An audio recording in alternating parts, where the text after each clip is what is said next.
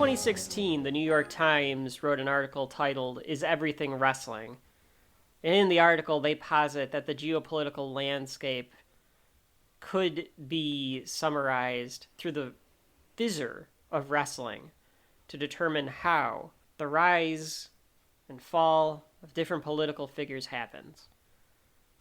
Well, here at Shelf Life, we're not only going to prove that the geopolitical climate can be determined by wrestling, but our thesis statement about everything, from movies to television to politics to your work life to your relationship life, is all predicated by wrestling. Is everything wrestling? Is everything fake? The only thing in life that isn't fake is wrestling. I'm Kevin. And I'm Rachel. And this is Shelf Life, a podcast. Going with this? A podcast by a brother and sister team where we are going through all things pop culture. Rachel, I'm going to go through the list of everything because we might have some new listeners today because we're doing something special. We're going to a whole new corner of the internet and pop culture. Corner. A whole new niche. A whole new Comic-Con booth. It is a podcast where we look at movies, television shows, comic books, sports entertainment, video games, and anything else that you can possibly collect and put on your shelf to determine whether or not it has a spot on your shelf, whether that be digital or physical. Rachel. Physical, yes. What do we have up for contention to the shelf today? Well, do you mean theme-wise, or do you mean the actual... The actual thing.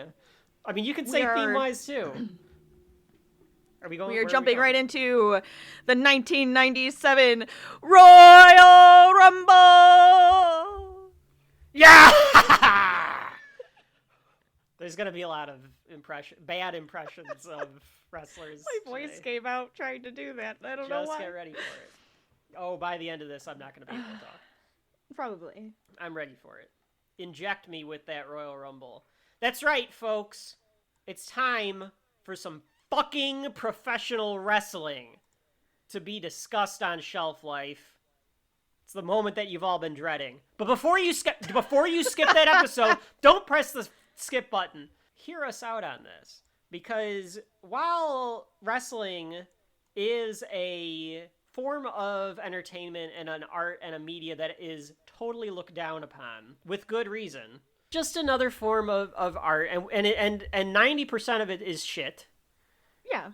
But that 10% that really hits is perfect. We're going to talk about the 1997 Royal Rumble today. It's going to be our start to the wrestling journey, and what we'll try to convey in this is just to give you like an idea and maybe a better appreciation for what professional wrestling is. And this happens to be not the official start of the Attitude Era. I don't know when you would call the official start of the Attitude Era. What you kind of just have to know is, at this point, well, should we start talking about the 97 Rumble? I guess we should, because we got to get into it. So the Royal Rumble. Rachel, why don't you explain to the folks who aren't familiar what the Royal Rumble is? Okay, I have a couple options here. We can either have the guy that does the talk over. Oh, yeah. It's a 40-man match. That's true. and does all of that. Yeah.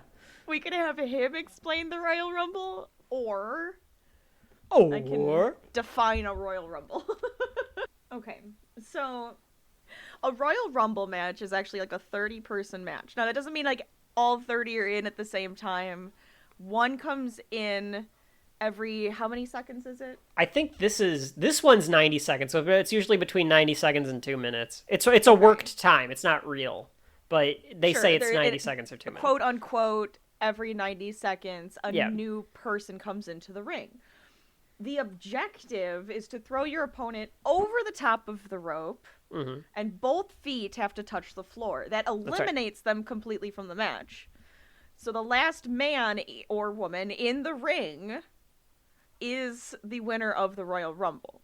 It's 30 people could end up in the ring at the same time, technically. They could. No, I don't think they've ever done that, where all 30 I don't think they have. In. There was a couple that were like, holy crap, there's a lot of people in the ring right now. Yeah. That's really what's going on. That's basically the idea. It's a staggered battle royal. And I think a lot of people know like the term of what a battle royal is. That's actually a good way to say it. It's a battle royale. Yeah. Yeah, because I think that's come up in pop culture in other forms. Because a battle royal where just everyone's fighting against each other, it's last man standing. Absolutely. But instead only of one person comes in at a time. At a time, yeah. And that's what makes it so genius. It is such. But the you don't know who's coming out either. Right. It's random. It's random. Well, random draw. Well, yes. It's every. You know what? Just air quotes around everything that we say from here on out. It's all stories. It's a written, scripted story. However, for us, it is randomized. For us, it is a part of because the show, we are going to tell you the story. So yes, it is random. That's the dumbest part about being a wrestling fan. When someone goes like, it's fake, right? It's like, no shit. Yeah, so is every fucking thing else you can watch on television. Like, what are you talking about? You realize? Like, oh my god. I'm pretty sure you realize NBA Batman isn't actually out there being a vigilante and saving people, right? Okay, for our younger listeners, that is actually false. There is a Batman. There is a Santa Claus. There is a Batman. Well, of course. There are a few other superheroes. There's a Santa Claus, yes. Batman, Gotham City, Kevin. Where's Gotham City? It's it's up there. It's there. Over there.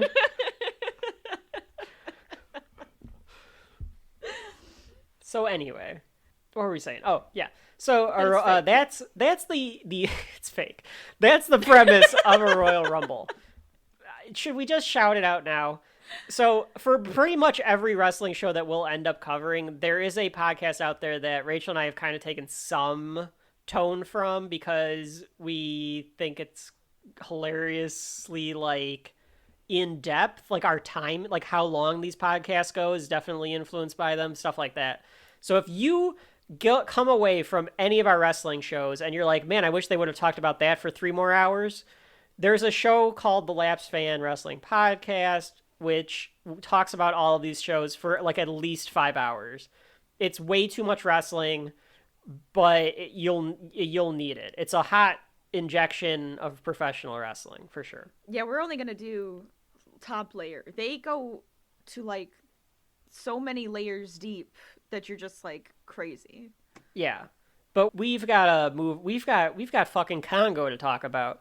Like we can't just sit in the Alamo Dome in San Antonio all day. No, there's a mystery and ghosts that we have to cover too. Ghosts that I never knew existed. So, the 1997 Royal Rumble comes to you at a time when professional wrestling as a whole had been on a decline. Hulk Hogan became kind of like, okay, this is getting old in like the early 90s, and he had left WWF to go to WCW. And Vince McMahon I need to find a new Hulk Hogan.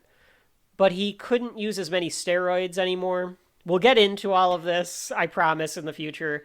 But there was a big steroid trial where Vince was on trial for administering steroids, all this stuff. So the guys got smaller, and Bret Hart and Shawn Michaels emerge as the next two heroes in what's called the New Generation. And Bret Hart and Shawn Michaels, way more clean cut than the rest of the wrestlers at the time. Kind of surprised Bret Hart was ever a face. I don't know why. He just kind of always seems like a jackass. Because he's whiny. Maybe that is it. Kind of whiny. I'm just like, oh my god, how are you a face? Because he's too damn good. Yeah. Like, that's how most of these guys become faces. That's true. Is because they're just too good. Yeah. Bret and Shawn were the faces. Diesel was supposed to... He's my new Hulk Hogan. He's big and he's muscular and he's got that long hair. Oh, yeah. We're going to make him into Hulk Hogan. But that didn't really work out. And Diesel ends up going to WCW as Kevin Nash. He takes Scott Hall with him. Hogan's already there. It's Kevin Nash! I do know Diesel! You don't know? You know this Diesel, too. This is fake Diesel. We'll get into that. Oh my god! And in the summer of 1996, when wrestling business was really bad, Scott Hall and Kevin Nash were turning it around, and then Hogan joins them and forms the NWO. And suddenly, WCW is just kicking ass in the ratings war against WWF, which had this Monday Night War, which was Raw versus Nitro, which they both aired wrestling shows at the same time. So they were like cannibalizing the audience, probably, but they were trying to kick each other's ass. WWF was really low in the ratings. Bret Hart was out on taking a break. Shawn Michaels was the babyface hero, but there were problems with him being the babyface hero. Wasn't like Roman Reigns is in the current era, or John Cena. I mean, Roman's a heel now, but like John Cena's or the old Roman Reigns are good examples. He was very hot. People really did like him as the face, but it started to dwindle slightly because they were giving him that damn corporate makeover like they did with Cena and they tried to do with Reigns. Roman. Oh, yeah, God. Roman's was bad. That was so much. It's the we'll reason I love to hate him. And well, now that he's started leaning into it, he became like a ridiculously good heel, and now he's almost being turned face because he's so good at the heel again. No, I want to stay heel. Let me be a bad guy. Everybody loves a bad guy in wrestling. And that's the interesting part, right? Everybody always loves the bad guy in wrestling because they're more interesting. Because they're more nuanced. They're more willing to do something. Yeah. Vince in real life, I think, I mean, I can't speak for him in real life, but his character always comes off as a heel. Like, even his idea, like, I'm going to run everybody out of business, I'm going to do it. Like, he's kind of got heel tendencies, right? Yes. So I feel like he has a hard time figuring out what a good baby face is. And I think that drives a lot of it. Sure. And you know what I mean? So I think that's he knows how to make a bad guy, but he doesn't know how to make the they know how to get of heat. That. Like, yeah, they know how to piss the bad guy needs a good guy. Right. They know how to piss off the crowd. They're great at making villains to piss off the crowd. Absolutely. But they really struggle to make somebody that's like the hero. I mean, since Hogan, they did Austin for sure, but he wasn't really a hero. And then even Rock wasn't really a hero. No, he's Rock, more I don't anti-hero think ever was than a that. hero. Yeah. And then you get Cena, and you get half the crowd going, "This guy sucks," for 10 years. Right. I mean, I appreciate Cena now, but during his mega reign, it was like, this is awful. So anyway, Shawn Michaels was the face of the company. He was the champion, and they were going into this show. They needed to find a way. What they were trying to do was show that they still had it. They still could be the best company, the biggest company on the wrestling block, because WCW was just killing them. So they decided to hold the Royal Rumble, not in a typical arena like a basketball arena, which is where most wrestling shows of WWF or WCW would take place. They decided to hold it in the Alamo Dome, which this is a huge dome in San Antonio that holds like 75,000 people, or can, for a wrestling show. So they need to sell this thing out because they can't have it like half empty or it'll just like look terrible on pay-per-view. So they started, doing some comp tickets. But having Shawn Michaels was from San Antonio, so that sold it. Right. And then they also decided to make a pact with Triple A, which is the Mexican, was the biggest Mexican lucha libre, which is just the Mexican term for wrestling, company in Mexico, where you'll see in the show of the Rumble, there's a few luchadors running around, which is part of the whole thing of like trying to get people into this arena, because San Antonio close to the Mexican-U.S. border, and there's a lot of Hispanic people, Mexican people in San Antonio, so they thought, well, if we bring in the luchadors, maybe we'll get some more people in. That was the whole basis of it. You bring in the favorites, then you're gonna get the people who want to come see them. Exactly. Right. Exactly. So going into the show, like, that was the plan. And the whole idea behind the story of what this show is Shawn Michaels has lost the championship to Psycho Sid at Survivor Series, which is another pay-per-view. And he's trying to get it back in a matchup against Sid in the rematch at the Rumble. In addition to that is the regular 30-man Royal Rumble, where the favorite has got to be Bret Hart, because he's the other hero. Sure. But what it turns out to be, what the story ends up being, and I think I said this to you in the text message when I told you like we were doing this show and this is why, this is Austin Begins. Yep. And I know Austin 316 was said like 6 months before this, but this is the show that makes Stone Cold Steve Austin. Any thoughts on Stone Cold Steve Austin, Rachel? Or him on this show before we get into it? Well, shouldn't we just get into it? I think we can just get into it. If I start talking about him in the 30-man match, it's like, well, we're skipping everything then. You're right. We've got a lot to talk about. That's the framing for this. We will walk you through the 1997 Royal Rumble. We'll teach those of you that aren't aware of wrestling terminology or the moves or anything, and the characters. We've got a lot of characters to cover and talk about along the way. So we'll be right back after a word from our fake sponsor. We walk through the 1997 Royal Rumble! And you like broke it there. Chip! Gotta have beef, gotta have spice, need a little excitement. Snap it to a Slim Jim. Oh yeah! Experience the deafening thunder that is Vader. The dementia that is the deranged mankind. The haunting mystery that is the Undertaker. And the unrelenting rage that is Stone Cold Steve Austin. Experience WWF The Music Volume 2. There are 15 of your favorite WWF original jams in all. To order, call 815-734-1161 or send a check or money order to the address on your screen. This album is available in stores, but why delay? Get yours now. WWF The Music Volume 2. We're back with the walkthrough for the 1997 Royal Rumble. Live. Well, not live. 25 years old or so. But it's on the Peacock. So if you're looking to find this, you might have access to it. I don't even know if it's free or not, but it is on the cock. That's what I like to call the Peacock. Yeah, so if we refer to it as the network, because that's how all wrestling fans used to refer to WWE Network, as the network. So if we refer to it as the network or the cock, we're talking about Peacock. It's the same thing. They have a whole WWE section. Yeah, they do. In the corner. Yep. With all the wrestling you could ever want.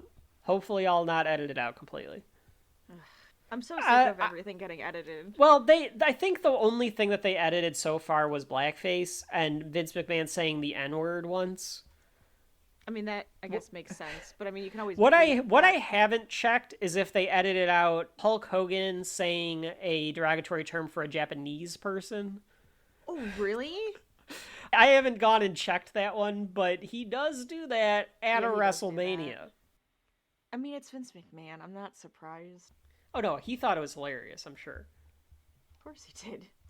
It's like the movie No Holds Barred, how everybody says, oh my god, it's like the craziest thing. You have to watch it. It's insane. And then I watched it, and I was like, it's crazy, but it's just Vince McMahon's humor. Like, it's just Vince McMahon. Like, it's not, I'm used to this. Right. I'm desensitized to, like, everything at this point, I feel. Oh, yeah. Part of this show is going to make us totally desensitized to everything. We're going to be like, yeah, so what? Yeah, let's go on. We start with this background where it does this opening, and every WWF, WWE generation has like a different opening. And this one is, for over 50 years, the revolutionary force in sports entertainment. This was the start of Vince wanting to not refer to it as professional wrestling anymore. Because because professional wrestling is what people did in gyms in the 80s. It's boring. It's not what we do. What we do is we tell stories. We make movies here at World Wrestling Federation. That's right. We are entertainment. We are Americana. And we are the glue that holds the country together in Americana. Professional wrestling, you see, is the most American form of art this side of jazz music. It is originated here, and it has a carnival background, I'll give you that, but that's why we aren't really professional wrestling. We're not in a carnival. There's not a fucking tilt-a-whirl in the background. We're making a movie. That's why we're sports entertainment. That's right. You're very pleased with yourself the way you smiled. Just... So it starts off with this. I've always liked. I don't know if they use this narrator anymore. He might be dead because most people in professional wrestling are dead. That's true. I like this narrator voice at the beginning here, where they're doing this whole thing about Shawn Michaels' boyhood dream and how he was cocky and he's, very full of himself. And they talk about Sid. Shawn Michaels' mentor, Jose Lothario, gets beaten up by Sid because while he lost the title, Shawn cared more about checking on Jose than having to lose the belt. And tonight is about justice, redemption, a rebirth of sorts. He returns home to San Antonio, older, wiser, a man. And that's the story that they're selling for the main event. I went forward a little bit, and I played and went, a man. I wasn't lying. I was not lying. Sorry. I just couldn't feel believe like I got right to that point. This country music is either dubbed over fake or it is just the worst country music ever. Okay, it's country music and then it's the Toy Story symbol. Like, I don't understand. What? Does it look like Toy Story to me? Oh, like you think that the Royal Rumble? Then there's a freaking shoe, like a boot with the spur and everything, and you're just like, all right. I guess so. I never thought of that. When did Toy Story come out? 95? So like 2 years later, that's about right for Vince. I watched this movie the other day. Patterson, get in here. Love the cowboy. I want everybody to be cowboys from now on. Cowboys and astronauts. Yeah. That's a good one. Got this young guy named Rocky Maivia. I think we'll turn him into an astronaut. And then he can face Shawn for the belt. How about that? How's that suit you? That sounds great, sir. Goddamn right it does. So I just have to do a Waylon Smithers anytime you say something. Yeah, it sounds great. Yeah, sir. Patterson's basically Waylon Smithers. Except he talks with a little more Canadian accent. I thought that was more Brooklyn, but okay. Well, whatever. It's brought to you by Starburst Fruit Chews. I really could probably use a Starburst Fruit Chew. That sounds delicious. Ace Hardware Store has them. You can't be plugging Ace. Ace isn't a sponsor. Ace call us. Ace is the place with the helpful hardware, folks. I'll plug for Ace. I don't care. Well, I wasn't gonna say Amazon. So... Oh no. We aren't Bezos shills. Unless Amazon calls you, we could make an exclusive podcast with Amazon. I don't care. Make a deal with me for different shows that are on Amazon. Maybe we can do a watch party. That's about it, hun. With that Amazon money. So there's pyro goes off. There's this huge stadium. It is filled. It's filled pretty well. I think that they did not truly. It's a big stadium. It's a big stadium. I don't think that they truly sold out, but they got close. They did a decent job of getting there. And we get Vince McMahon's trademark, "Welcome everyone to the 1997 Royal Rumble." Vince McMahon has a very distinct voice, but when he announces, he gets into his announcing voice, which is basically just my Jerry Seinfeld impression, as Rachel told me earlier. But he does. He has what a maneuver! Yeah. He really does do that. It gets a little bit more spastic when he talks at that point. But I think it's because he's in between JR and the King. Okay? Like, the announcers that belong in those chairs, and then he's sitting there. So he wants to be them. I don't mind Vince as an announcer. He's not No, bad. he's fine, but JR and the King. I mean, do you want to explain JR and the King, Rachel? it's a dynamic duo of announcing and wrestling to me. Yeah, I mean they're your voice of wrestling, probably. Well, number one, they come up on screen and they look like baby faces to me. Because it's just like, my God. This was so long ago. JR is the best announcer of all time. Absolutely. Period. It's just the voice. It's that perfect, like, Southern voice. It's just perfect for, like, telling these types of stories. I don't know why. I really don't. But he's just so good at it. And King has lost his luster for me at this point. Like, he should go away. But at this time, he's the perfect foil for JR. Sure. He's just kind of silly. Yeah, he's silly. He's a goof. Ah! He's the goofball. Even at this, I was like, oh my God, did that just happen? JR has this great line that I think he does for a lot of big shows where he goes, I wish you could be here. I wish you could experience this with us. And it just kind of lets you know that, like, he thinks we're in for a big night. So it just sets the mood. Absolutely.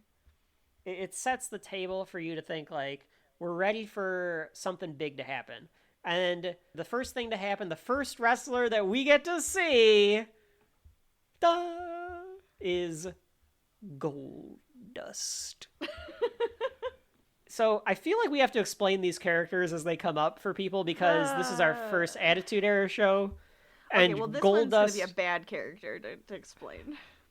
This is a bad one, considering what his whole I'll explain persona Goldust. is. I'll explain what Goldust is. To your point, I think they are leaning into, like, cross dressing, that type of stuff. He's like a drag queen. But yes, he is kind of like a drag queen. Yes. But he's not even like a fabulous drag queen. He's like just a gross He's not a individual big from and brassy woman. He's like from Rocky Horror Pictures, like gross, like I'm going to sex you up because that's all I'm about, sex pervert kind of guy. So I don't understand how to sex pervert. All right, that's the most succinct. All right. That's the most succinct way to explain the character of Goldust. Hold on, because that all has to be cut, because pervert. it's us trying to figure out how to describe Goldust, because he's so controversial at this point in time. Okay, you can do it. Go for it. We came up with it. He's a sex pervert. Move on. Here we go. Let's do it. Talk about Goldust. Hold on. God damn it. Patterson, get in here. I got a great idea. Yes, sir. You know, Rhodes? You know Dustin Yes. Rhodes? Yes. Son of the big fat guy, worked for us for a period of time. Oh my WCW. God. Yes, sir. Yes. I got a great idea for him. I was thinking we turn him into a sex pervert. How about that? How's that sound? I don't quite follow, sir. Well, like he comes out and he he shows his ass off and he's got a big wig on and he basically just tries to he tries to have sex with the other wrestlers in the ring. How's that sound? Well, you're gay, so it doesn't count, Patterson. That's the problem. Patterson is gay or was gay. He died, but. Oh, poor Patterson. Yeah, Pat Patterson actually is the one that came up with the concept of the Royal Rumble. Are you kidding? That's awesome. Yeah. That's fun. Okay, where were we? Goldust. So to explain the character of Goldust, sex pervert, yes. They were leaning into something that I think is fascinating and something where I want to... Us doing wrestling gives us an idea of where stuff is at different points in time. Because absolutely. where you can do that with movies and television and books and everything else, in professional wrestling, you have a live crowd there. You can see what these people look like. You can see what they're reacting to. You can see what they cheer for and what they boo. And you can say what you want about professional wrestling being catered to, rednecks and stuff like that. And for a good period of time it's a much more mixed than it ever has been. Absolutely. Now. I think now it probably leans more left than right, actually, in certain circles. It depends on the city. It really depends on the city. That's probably a good way to describe it. But it also gives you a good idea of what people thought of different things at different times. And in 1997, it was clearly trying to be ambiguously gay heel character of Goldust.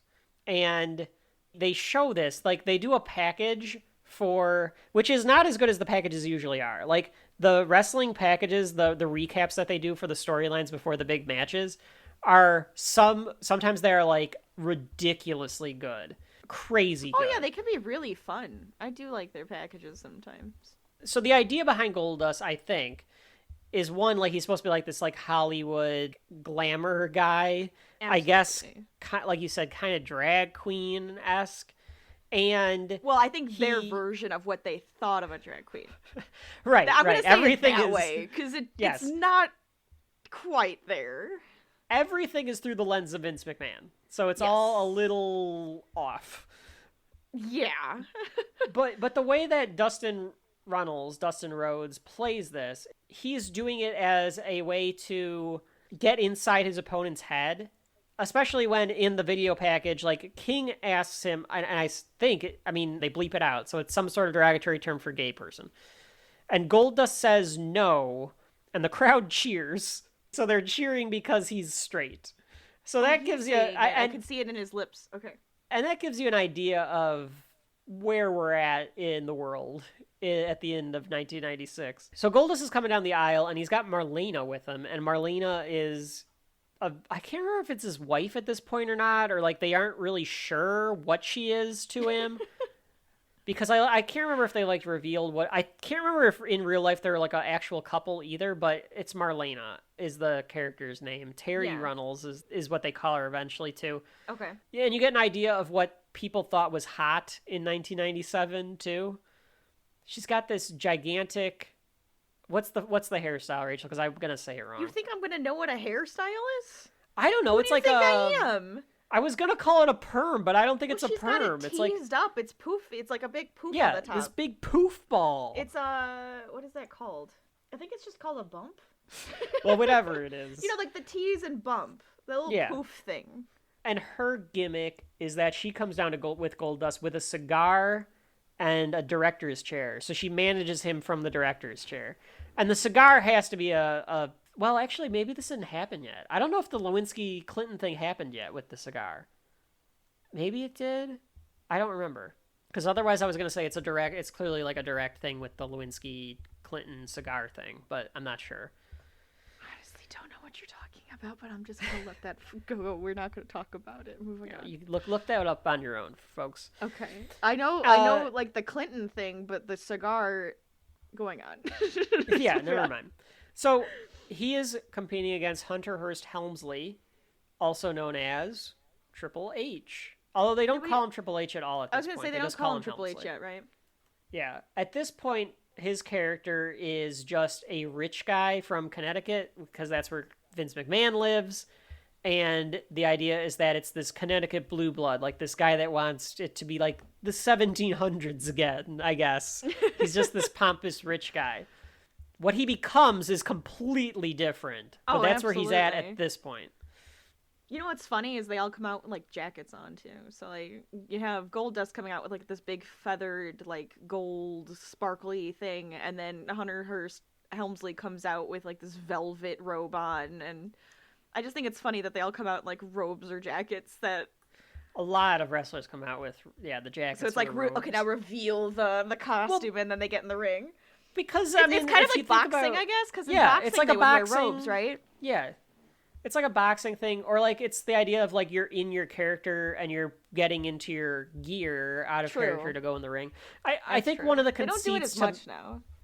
They don't do it as much now. You're right, but I think one of the conceits to think about is this is a totally different world. This is a world where the most important thing is wrestling. Like, everything revolves around wrestling. And if you frame it that way, some of this stuff makes more sense. Like why there's this ambiguously gay Hollywood guy and a Connecticut blue blood wrestling for the Intercontinental Championship. And the Intercontinental Championship is it's the secondary title. It's the title that isn't quite the World Championship, but it's the next step. It's like the mid championship. Yeah. So the story here is just that I'm going to call him Triple H because that's who he is. Triple H wants Marlena, and Goldust becomes the number one contender for the title. Triple H comes out, and it's great music. Rachel, should I do a little jukebox? It's Ode to Joy. It's I forgot how pompous his music was. It's so good. I love it. It's coming out to Ode to Joy. That's so great. And he's got this huge guy with him. I don't know, like, he looks like a gangster from, like, the 20s, but it's this gigantic man. And they call him Mr. Hughes, the announce team does. I don't know much about Mr. Hughes. Couldn't tell you anything. I think he was only there for a cup of coffee. But they're referring to him as his new butler. Which, like, if you get a look at this guy, he doesn't look like a fucking butler. You're talking about a bodyguard, right? So this is pre-China, because the pairing of China and Triple H, of course, is legendary. I guess Triple H wanted to bring China in, but Vince wanted him to have Mr. Hughes instead, and obviously we see how that worked out. So right, because then China comes in, she's coming out with him instead. Yeah, so we'll get there. We'll get to China. Again, Triple H may know a little bit more than you already in this game. You said it. I did say it. Come at me, McMahon. You old bastard. So I'll wrestle McMahon. Oh God, I'd love to see that. He might be able to take you, Rachel. Actually, he probably could. Even as an old man. No. He's fucking insane. That's the problem, is he's insane. As much as I probably could hold my own, he's insane. All right, we're gonna wrestle.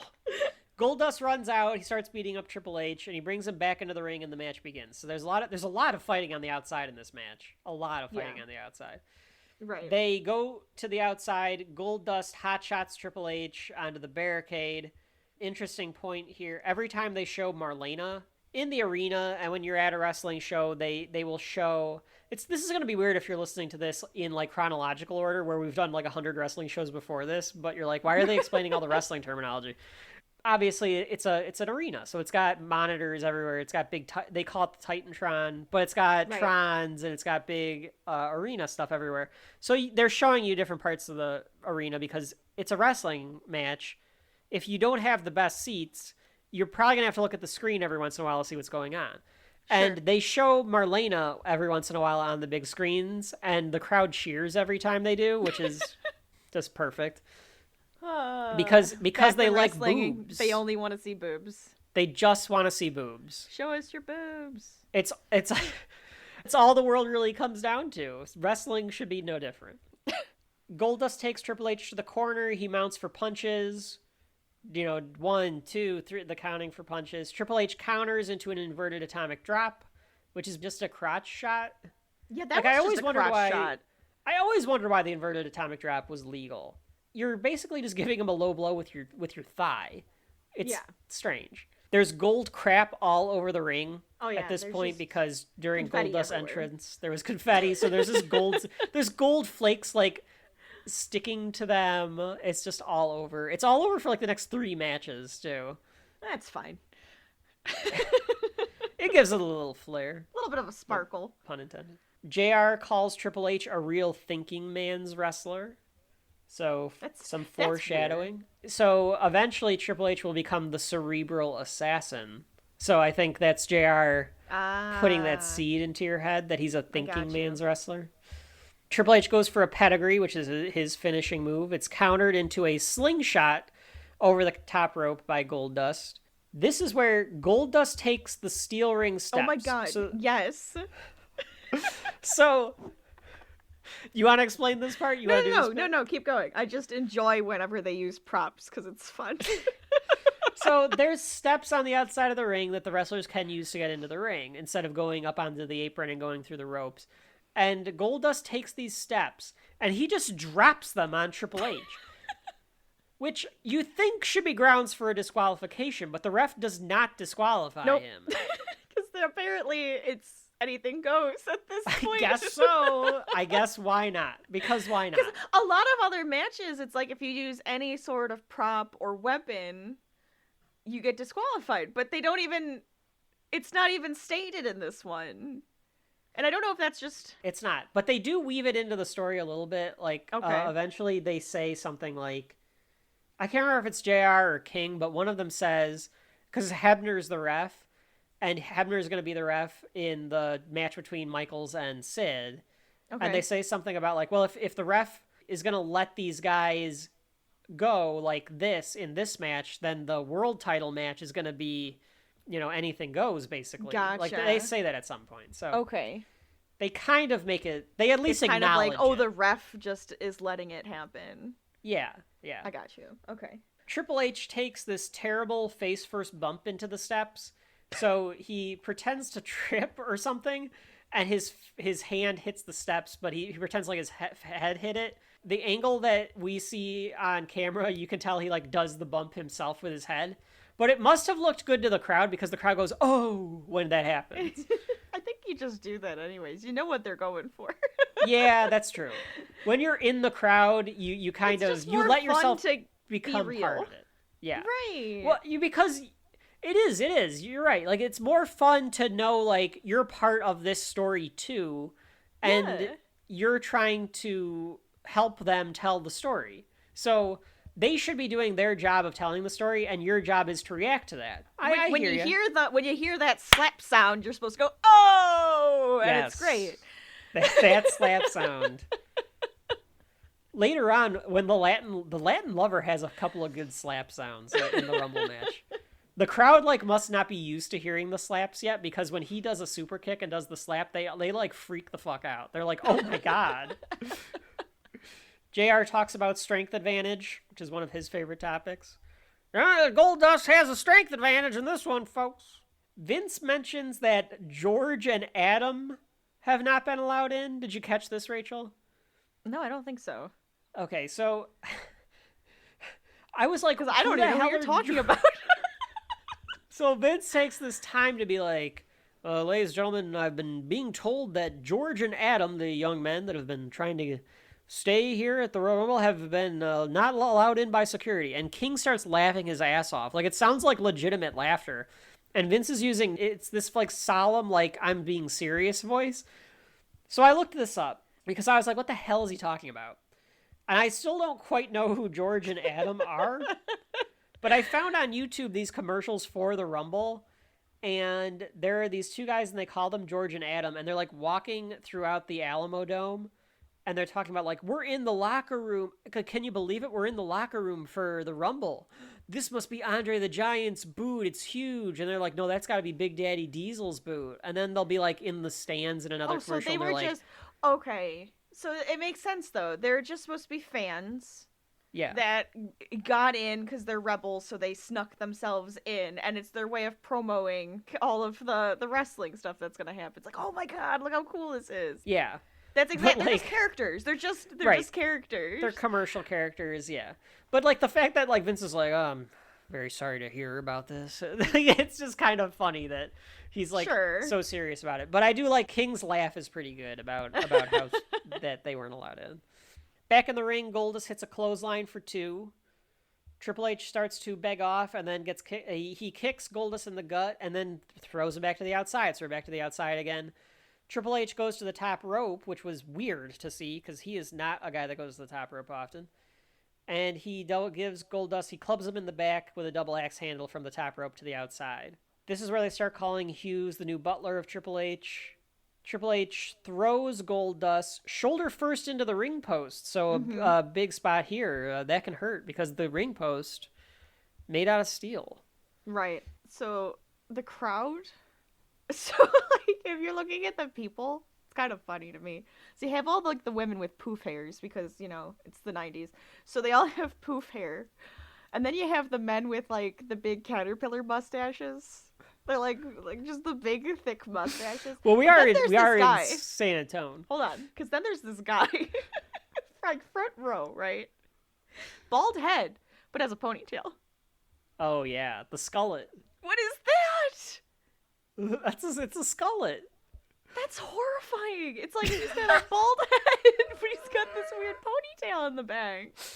Do you think that these people realized that they were going to be immortalized forever because this, like, they couldn't have predicted that this stuff was going to live forever on streaming, or that two...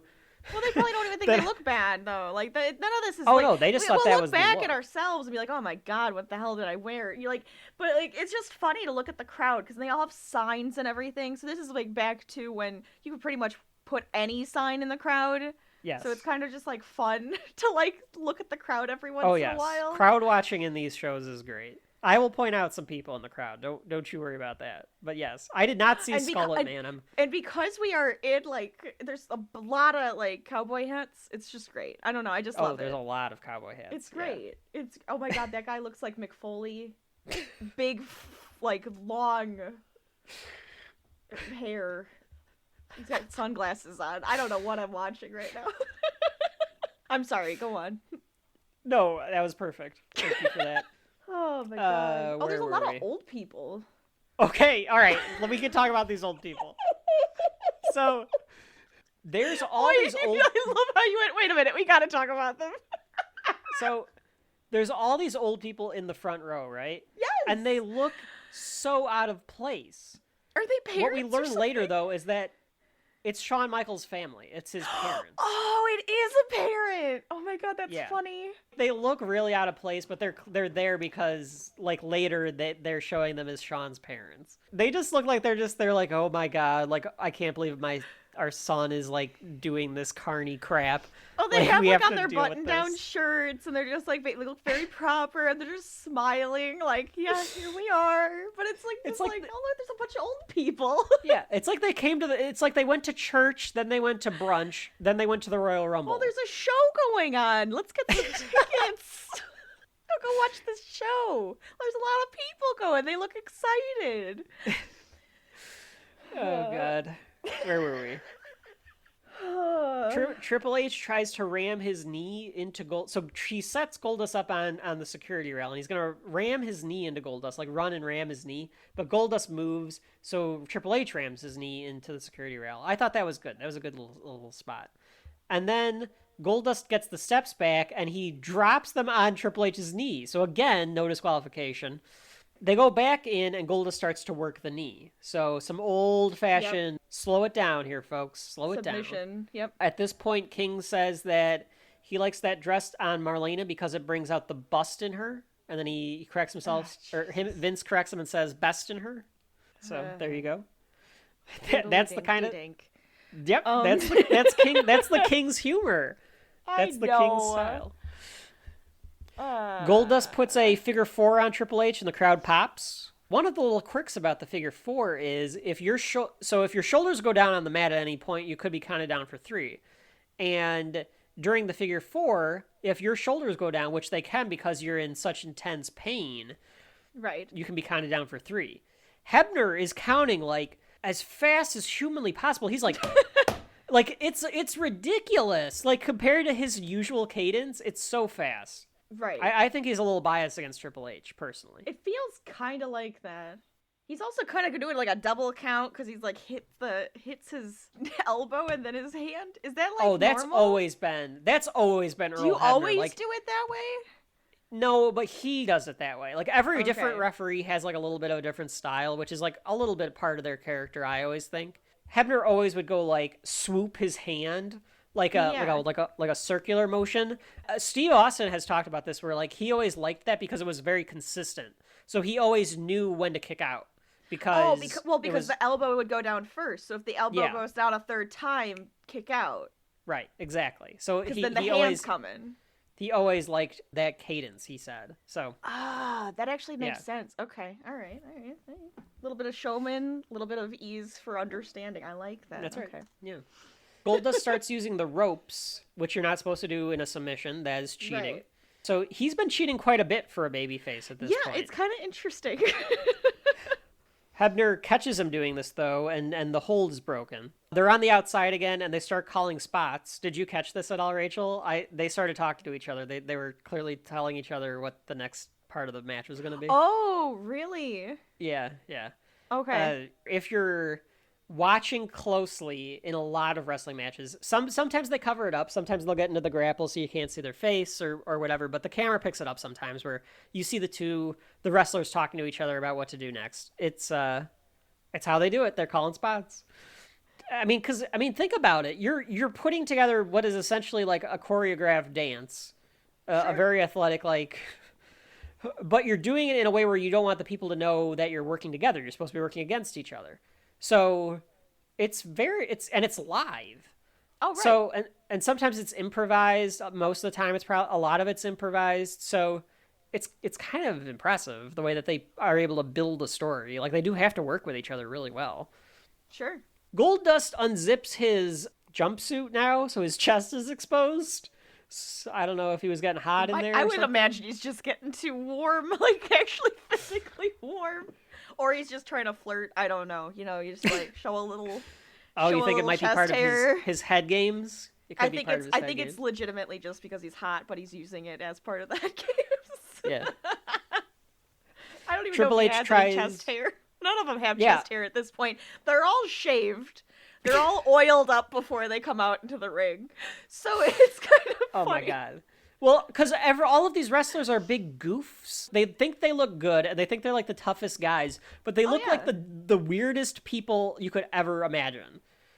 Because you're right, they're all hairless, except for like their actual like top of the head hair, most of them. Typically. They all are oiled up, like you said. Although I think sometimes the oil is to stop the lights from making you sweat so much, so that you don't get dehydrated.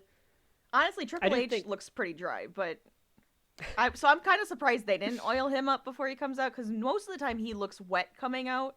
There's some guys in the Royal Rumble when we get to it that look like they just got drenched in water and then came out to the ring. And I'm like, all right, calm down a little. Yeah, it's great.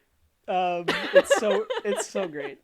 It's just the dumbest thing. Triple H tries an Irish... Right now, Triple H's hair, though, is very luxurious. Oh, yeah. He's got so much soft. Pantene. He's got Pantene Pro V. Yeah. The amount of conditioner he's got in that hair in this time has got to be just off the charts. Marlene's hair is getting poofier as she's standing there. Yeah, that humidity in the Alamo Dome. Triple H tries an Irish whip. It gets reversed. Goldust goes for a splash. He misses, and we're back to the outside. Triple H is hobbled now. He's limping. He should just leave him out there. So he is the Intercontinental Champion. If he just lets him get counted out, he'd win the match. You don't want to win on a count out. That's not. Yeah, maybe there's not as much money in that. I guess I don't know. It's just kind of a pride thing, I would think too. You don't want to win by just because somebody's sitting on the outside. If you're a heel though, and you're the champion, all you want to carry out of there is the belt and the money. True. There's two people in the crowd that are wearing pink and black cowboy outfits. Yes. Did you see these people? Yeah, yes, I think they're wearing the pink and black cowboy outfits for Bret Hart. To go with. Oh. No, that makes sense because Bret Hart is pink and black. Yeah, his colors I was just thinking cuz like Triple H is wearing like a dark pinkish color. So I was like, "Oh, maybe they're here for Triple H." No, they're here for Bret Hart. Why would they be here for Triple H? That's not his color. No one in that crowd is there for Triple H. Not even Triple H. Vince says World Wrestling Federation. He can never say World Wrestling Federation. He always says World Wrestling Federation. Is that just an accent thing? Yeah, I think it's his New York accent. Gotcha. Triple H is back on the ring. He tries to do a curtsy, which I think is his signature taunt to the crowd. He does it on one leg, so he kind of, doesn't do it as well. And then Triple H takes Marlena's director chair. Mm-hmm. But Hebner stops him from using it. So I guess this is when... It's like, so Goldust can use the stairs, but God forbid Triple H uses the director's chair? Yeah, that's true. Yeah, like it's a wooden chair. It's not as tough as the stairs, but whatever. Okay. But maybe it's because he's a heel. I guess, yeah. I guess Hebner's just a little biased to him for being a heel. While this is happening, they go to an interview in the middle of the match with some guy named Colin Ray. Okay. Who is a famous country singer. Do you know who this is? He looks like a dork. It's so embarrassing. And it's that was cringy. And Todd Pettengill, who is just like he's a worse version of Michael Cole. Like like right. he thinks he's being cool, but like he's just this like big dork. I have no idea why they cut to that. It was so embarrassing. And at least the guy like went along with it. Like at least he kind of was Right. like, "Oh yeah, it's in this it's Because not on the it's a East celebrity Coast." thing. They had a celebrity in the crowd, so Yeah, but that was sometimes they still do that, but they don't talk to them. They just go, "Hey, look, it's so and so," and then they kind of go, and then that's the end of it. Well, the other thing to point out, and why we say like everything is wrestling, WWE especially WWE, is shameless. They do everything that every other company does, with the layoffs or any of that other junk. But, I mean, not every company does that. I'm being facetious. But, Are you? well, you know what I mean. Like they do shady Sure, stuff, or they sure. like they'll promote things, but they're not really they're not really giving to charity out of the goodness of their hearts. They're doing it to promote some, stuff like that. Sure. But WWE does it Tax in a worse write-offs. way. They do it in a way where it's so blatantly obvious why they're doing it. They're just so shameless. Right. And if you become like a fan of wrestling, that's where you realize like those little things where it's like, oh, that's why Walmart is doing, whatever, talking about Women's History Month or whatever. It's like, it's so shameless. Yeah, absolutely. Because you see wrestling do it poorly.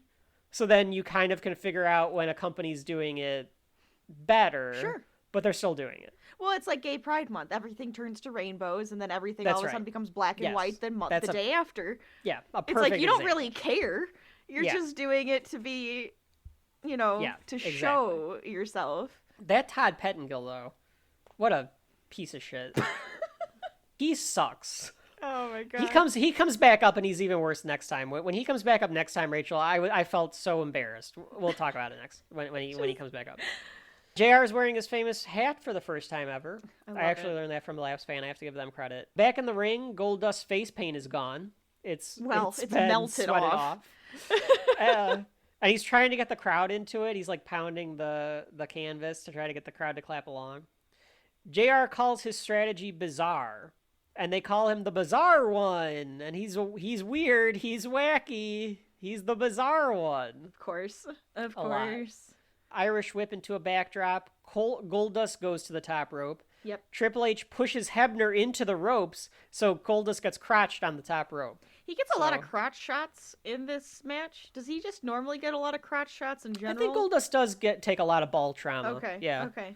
Because he's Goldust. He's a sex pervert. Okay. Yeah. You know what? That pans out. Okay. Yeah. They both go to the top rope. Triple H tries for a superplex, but Goldust counters, goes for an elbow because he knocks Triple H off, but Triple H moves, so now both of them are down. This is when Mr. Hughes throws Triple H the belt. JR actually says belt. They're not allowed to use that term anymore because Vince doesn't Really? like the term belt. Mm-hmm. What does he rather have them say? Title. It's a title. It's not a belt. Mr. Hughes distracts the referee. Triple H goes over to Marlena because Marlena is got up on the apron because Hughes got up on the apron on the other side of the ring. And he assaults her by kissing her forcefully against her will. Yep. It's how you do. Of course. And then Goldust grabs the belt and smacks Triple H with it, which is a death blow in wrestling. Because, those belts, they're made out of, heavy metal. Sure. But before the 3 can be counted, Hughes pulls Triple H out of the ring. And I like that Triple H had lipstick all over his face. So, like, you saw, like... he actually did kiss her. Yeah, or Right. at least, like, they smeared, like, the lipstick. So, like, it was it looked good. And Goldust goes to attack Hughes. As long as she was okay with it. She probably wasn't. I have no idea. Well, I mean, you're an actor. You're acting. Sure, You're a sure. performer. Goldust goes to attack Hughes, and Triple H attacks him from behind. He, like, sneaks around the back and attacks him from behind. Yeah, Hits him that's with the good. pedigree, which is a very good finishing maneuver. And it's over. No one gets up from the pedigree, says JR or Vince, I can't remember who. And Triple H wins. He retains the Intercontinental Championship. It was 16 minutes and 50 seconds. Triple H retains the Intercontinental Championship via the pedigree. King tells Marlena that she should go kiss him again because he is the winner. And JR says, as Triple H and Mr. Hughes leave, that, this issue's not over. It's not over. Rachel, what did you think of the first match? I feel like I'm giving my opinion during it, but I'm like, okay, that's fair. I mean, you could always say what you think first, and then maybe I'll give it. Yeah, no, I will. Okay, that's fine. That's fair. I thought it was I thought it was a slow-paced match, but I mean, it's Triple H and Goldust. Yeah. It's two of the best wrestlers, so No, it I was agree good. with you on that one. Because they're two characters that, like, even... I can't tell you what my first impressions were, because it's not like it's the first time I've ever seen the match or those characters, but it's like... I know them well, and I know how they It was wrestle, mat-based. so it's like, of course I like this. Yeah, Like, yeah. Not a great match, but it was fine. sure. A lot of out of the ring and a lot of crotch A shots. lot of out of the Very ring. interesting. Yeah, a little too much out of the ring. Yeah. Right. We cut to pre-recorded comments from people in the Rumble. And because it's Peacock, you probably got a shitty commercial first. I did. But then I got the progressive commercial. So the first one is Bret Hart. Paraphrase what he says here. People are talking about how I'm a marked man. I can't go back any further.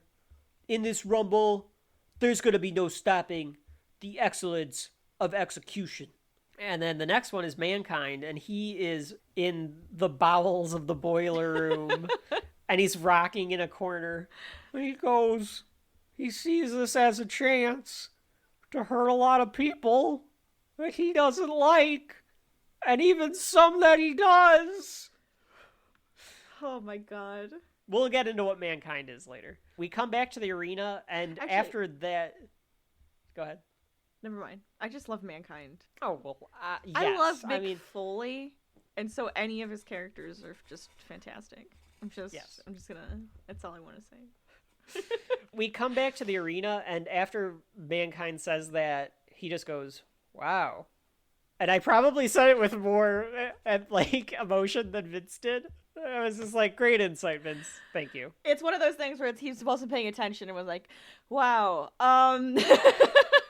Oh, you're probably right. He probably wasn't paying attention. I don't even think he knew what was happening. Oh, we get to do it.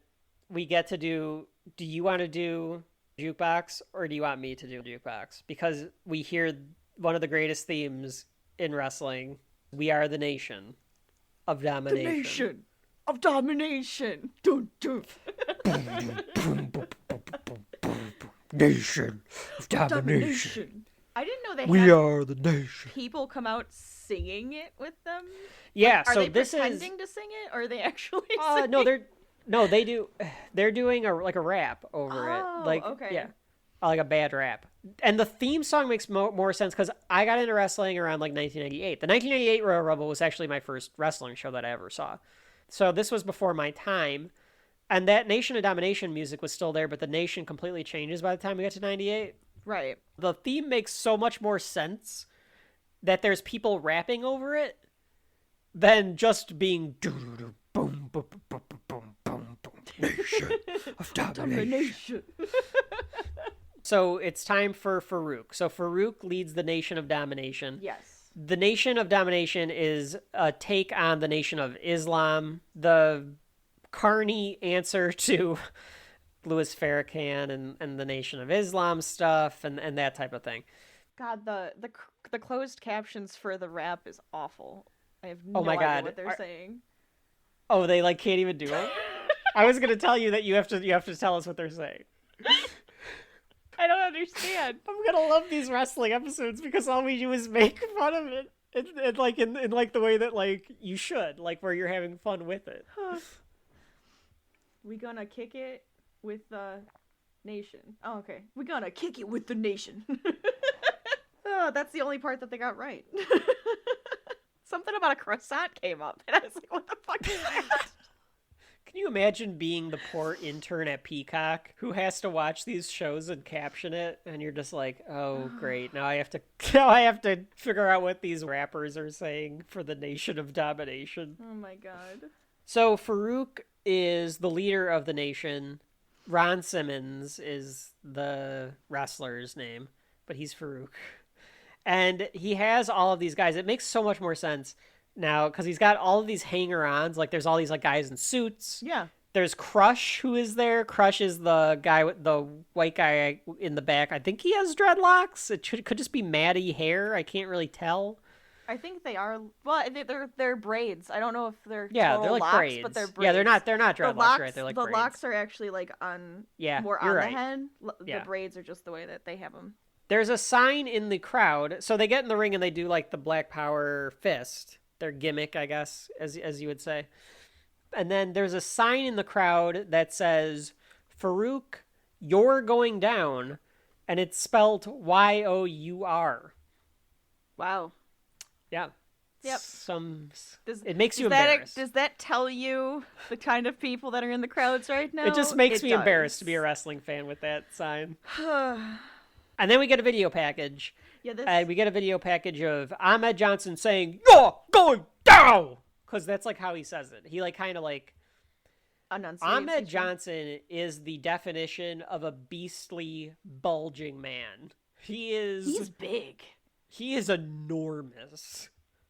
And not like, I'm not saying enormous in like a big fat guy kind of way. No, he's muscular. He is like, he's built like the fucking Kingpin. I feel like if you touched him, like, you'd feel like it wouldn't be squishy at all. Like, he's just like big muscles, like hard muscles. It's crazy. Are you saying that if you needed to eat a person, it's like Shaquille O'Neal up there, like that juicy Shaq meat, and Ahmed Johnson's on the list? Well, because like I mean, I'm thinking like I'm trying to think of like a real like British Bulldog. Like he's nothing but muscle. Like Ahmed's got a little fat on him. But it's also like pure muscle. It's like thick. Yeah. It's very so thick. like he's got some juicy meat. That Ahmed Johnson. I don't even know what to say to that. It's true.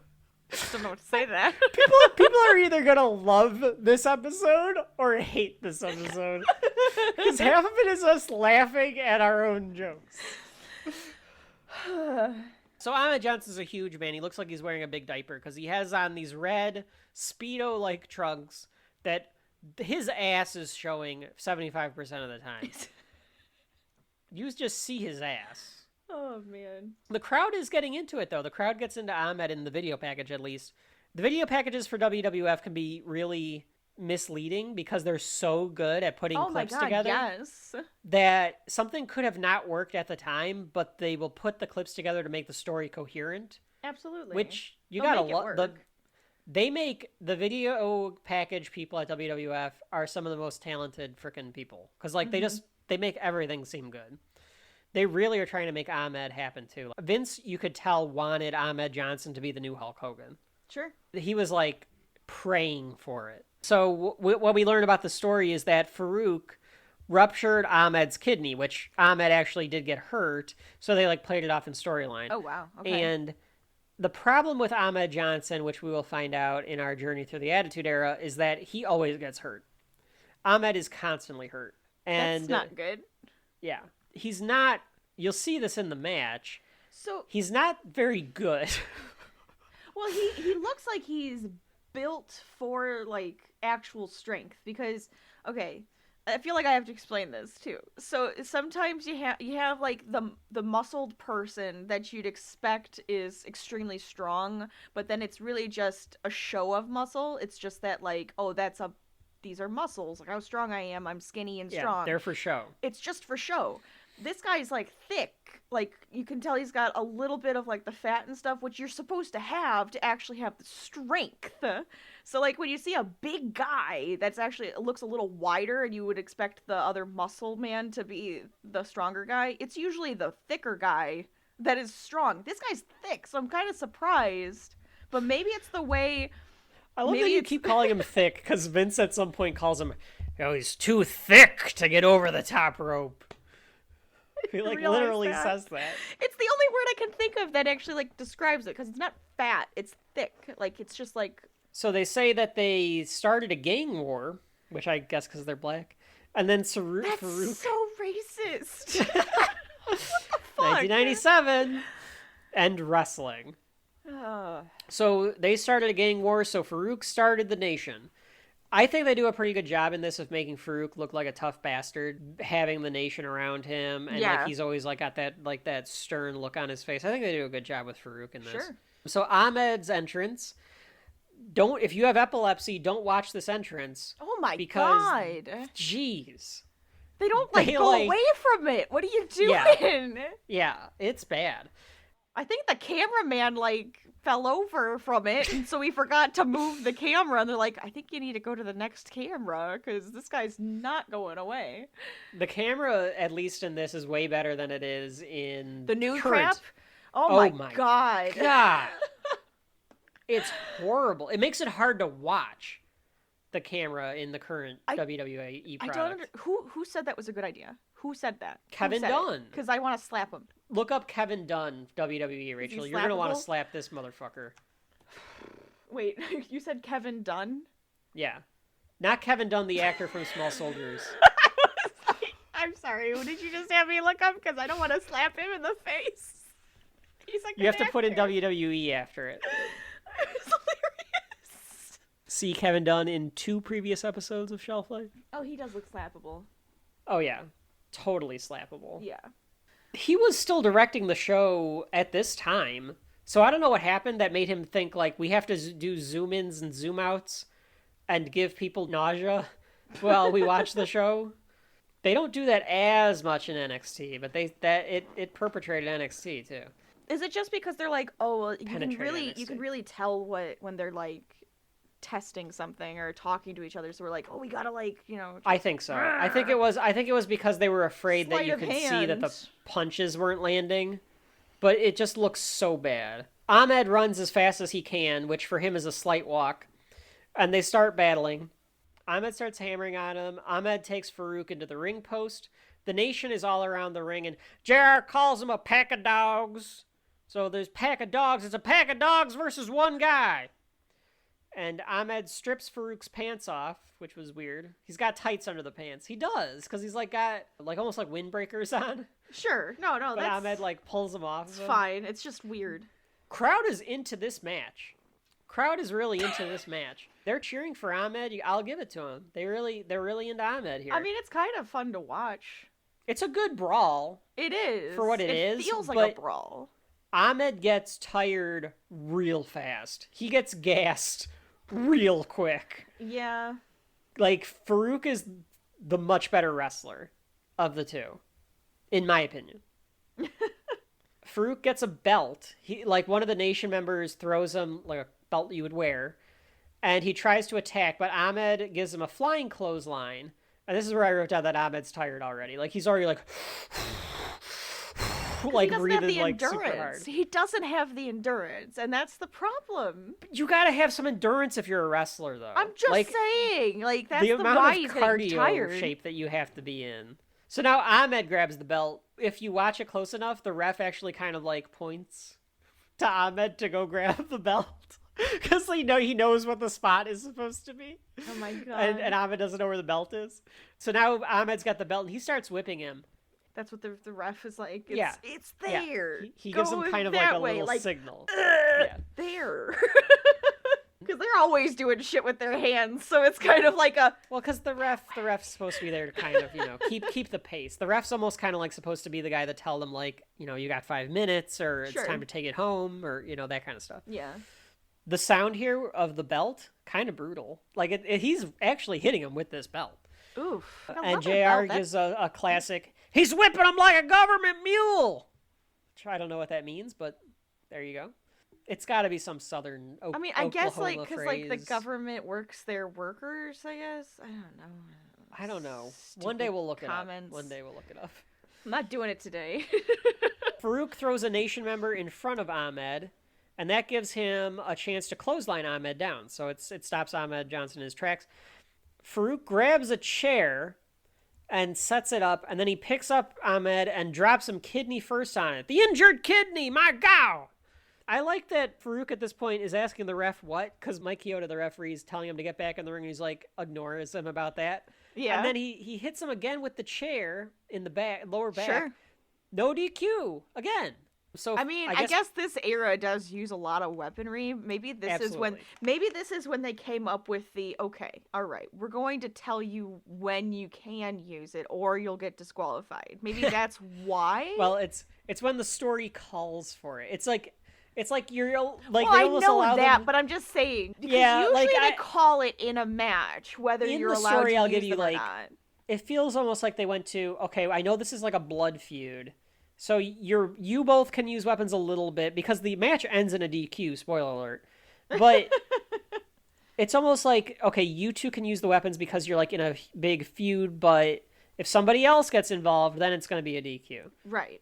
Because yes, in this time period, you almost have to think they were all instructed, like, man, there's a lot going on, things are getting almost renegade type, like, we have to let these guys fight or it's just going to keep getting worse, so like, no DQ, don't call a DQ unless you really need to.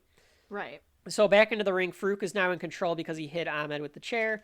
He's shouting at the nation, which I do like the trash talk that Farooq does throughout this match, because he's shouting like, I told you, did not tell you, I told you. Yeah, he's like, what did I tell you? I'm the man now. He shouts at the crowd, he goes, who the man now? And the crowd like boos at him. Well, he's so good. It is funny because there's a lot of people who have signs for Farooq and stuff too. So yeah, you can tell like Farouk's one of those guys that because he is a badass that people like Farooq. Right. There's a fat guy in the crowd wearing a white hoodie. Yeah. And he's got a big 1990s camera on. Yes. I was like, okay, did you see camera. This guy? Yeah. He loves Farooq. He is so into Farooq beating up Ahmed. It's like it's if great. I was there, I have my giant ass camera. Yes. And I'm just like super excited and yep, I am that man. That is me. Farooq is like by the ropes because he's taunting the crowd and Ahmed Johnson's like underneath him. And Ahmed gets Farooq on his shoulders. Takes him a while because again, Ahmed is not the best wrestler, and he gives him the electric chair. He like tips backwards and he collapses, and now both men are down. Farooq gets back up first though. He goes to the top. Ahmed reverses. Farooq tries to go for a crossbody, and Farooq reverses. Oh no, Farooq goes for a crossbody, and Ahmed reverses it into a power slam. I put that's because Ahmed isn't actually strong. They have to make him look strong by having Farooq do it. That move is used like 3 times on this show. The crossbody into the power slam. Yes. They go to that well a little too much in this show. Farooq catches Ahmed with a spine buster. He's down again. And then Ahmed gets up while Farooq is taunting the crowd again. There's an Irish whip and a spine buster by Ahmed. Crowd goes nuts with this spine buster by Ahmed Johnson. Then, after this spine buster, the nation rushes in. Ahmed starts taking him out. He grabs one of the PG-13, the rapper guys. He throws him over the top onto the nation. Ahmed starts going after Farooq because we've got a disqualification. They call it disqualification because of the interference by the nation members. So that match goes 8 minutes and 48 seconds and it ends in a DQ. So clearly the storyline not over here because there wasn't a full pin. Ahmed starts going after Farooq, who's trying to like just leave the arena. Right. He's taking his sweet ass time though, because I don't think Ahmed can actually run. I think they're both tired. Yeah. You can tell they're both kind of tired. Before he gets to Farooq, some guy stops him, and Ahmed changes his attention to this guy. JR says, "That's one big bad Johnson." It's great. But Ahmed takes the guy to the announce tables. So he sets up the steps and he gives him the Pearl River plunge through one of the announce tables. So I mean, you like a table. That's always good. Well, especially at one of these big shows, you gotta give a big spot here. I do like Ahmed slips off the table as he does it. Like he kind of falls. It still makes him look like a badass here. And JR declares the war's begun. And I can't tell if Ahmed is selling on his way back up the aisleway or if he's just that gassed that he like cannot move because he's like huffing and puffing on his way back. I think a little of both. I'm gonna say it's a little of both. I think he is tired, but he's trying to make it seem like it's just because this match is difficult. And then Vince says something baffling here. He says, I'm quoting this, "Ahmed Johnson is back, but will he stay?" The fuck is he talking about? I don't know. What is he talking about? So then we get some more of these Rumble profiles, and we get Terry Funk, who is one of the greatest wrestlers of all time. He is a good talker. And his shtick that he says at the end of this is, "I was born to rumble." And then after we get Terry Funk, we go back to an interview with Farooq, and he's in the back with the Nation members, and he is pissed. Clarence Mason, who is the guy in the... I think he's supposed to be kind of Malcolm X-ish. He's got like the big round glasses on and the gray suit. And he starts talking, but Farooq cuts him off. And he starts berating, there's a woman in the Nation. Okay. And there's this other guy, and Farouk's like, "Don't you ever leave me." And he like pulls him up, and he's like, "You're supposed to surround me. You're supposed to protect me." And so he's like, "I'm going to take care of you all later." And he starts improvising and telling Ahmed that he's going to get him in the Rumble, that this isn't over. And he calls Ahmed an Uncle Tom, which is spicy, to say the least. To the point where JR says, "This is personal," I guess, to call him, because I'm surprised that they would use that language, but then I don't know what that means, so I'm just sitting here kind of confused. Oh, really? I've never heard that before. Oh, it's a colloquialism. It refers to... You might have to Google it, but because I might get it wrong, a little bit wrong. It is referring to... Well, I would imagine. It's a term black people use for other black people when they're siding with, like, white people. Oh. Okay, do you want me to tell you what this says? Yeah. A black man considered to be excessively obedient or servile to white people. Yeah. I was going to say, like, think Samuel Betraying Jackson their in culture Django. and social allegiance. Yeah. Gotcha. Yeah. Which makes sense for Farouk's character to say. I think it does kind of make sense. It Because is kind of surprising. Like black militant is kind of the idea of what they're going with here. So, makes sense. But it is still kind of like, whoa, there. Right. We come back into the arena, and it's time. It's time. It's Vader. Vader. Time. Do do dun, do do do dun, do do. The mask Vader wears just looks really uncomfortable. The mask? Yes. What is it supposed to do for him? Like, is it supposed to do something for him? I don't know, because it doesn't really cover his face.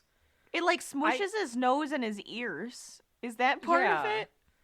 It's just, like, an unusual thing to wear, I guess. So, Vader, JR refers to as the Rocky Mountain Monster. And I guess if Ahmed was thick, Vader looks like a cartoon character. Vader's a big man. He is a big man. So Vader died a year or two ago. Oh, did I think he it might really? have been pre-pandemic. Was it only that long ago? It might have been. It was pre-pandemic, so I guess Okay. it was probably a little further ago. The idea behind his character is that he's just this like powerhouse monster type guy, and I think he was big in Japan. He was big in WCW. We'll do some indie shows too, folks. Don't worry about that. Or indie matches anyway. He just has this term of Vader. He's this guy that is so big, but he's still light on his feet. He can like jump off the top rope, and he can do stuff that he reminds me of the Kingpin. Like, think he really of like does, because then the Kingpin himself is light on his feet, but he's a big dude. yeah. That's And like, a good way to describe it. Because he is Right. a cartoon character at that point, then. but Vader's a real person. Like, he looks like this, which makes it even like sillier that he's like this just giant man. And then we get the dong, and the lights turn out, and we get the Undertaker. So the lights turn purple. There's smoke comes on. You hear the funeral procession theme.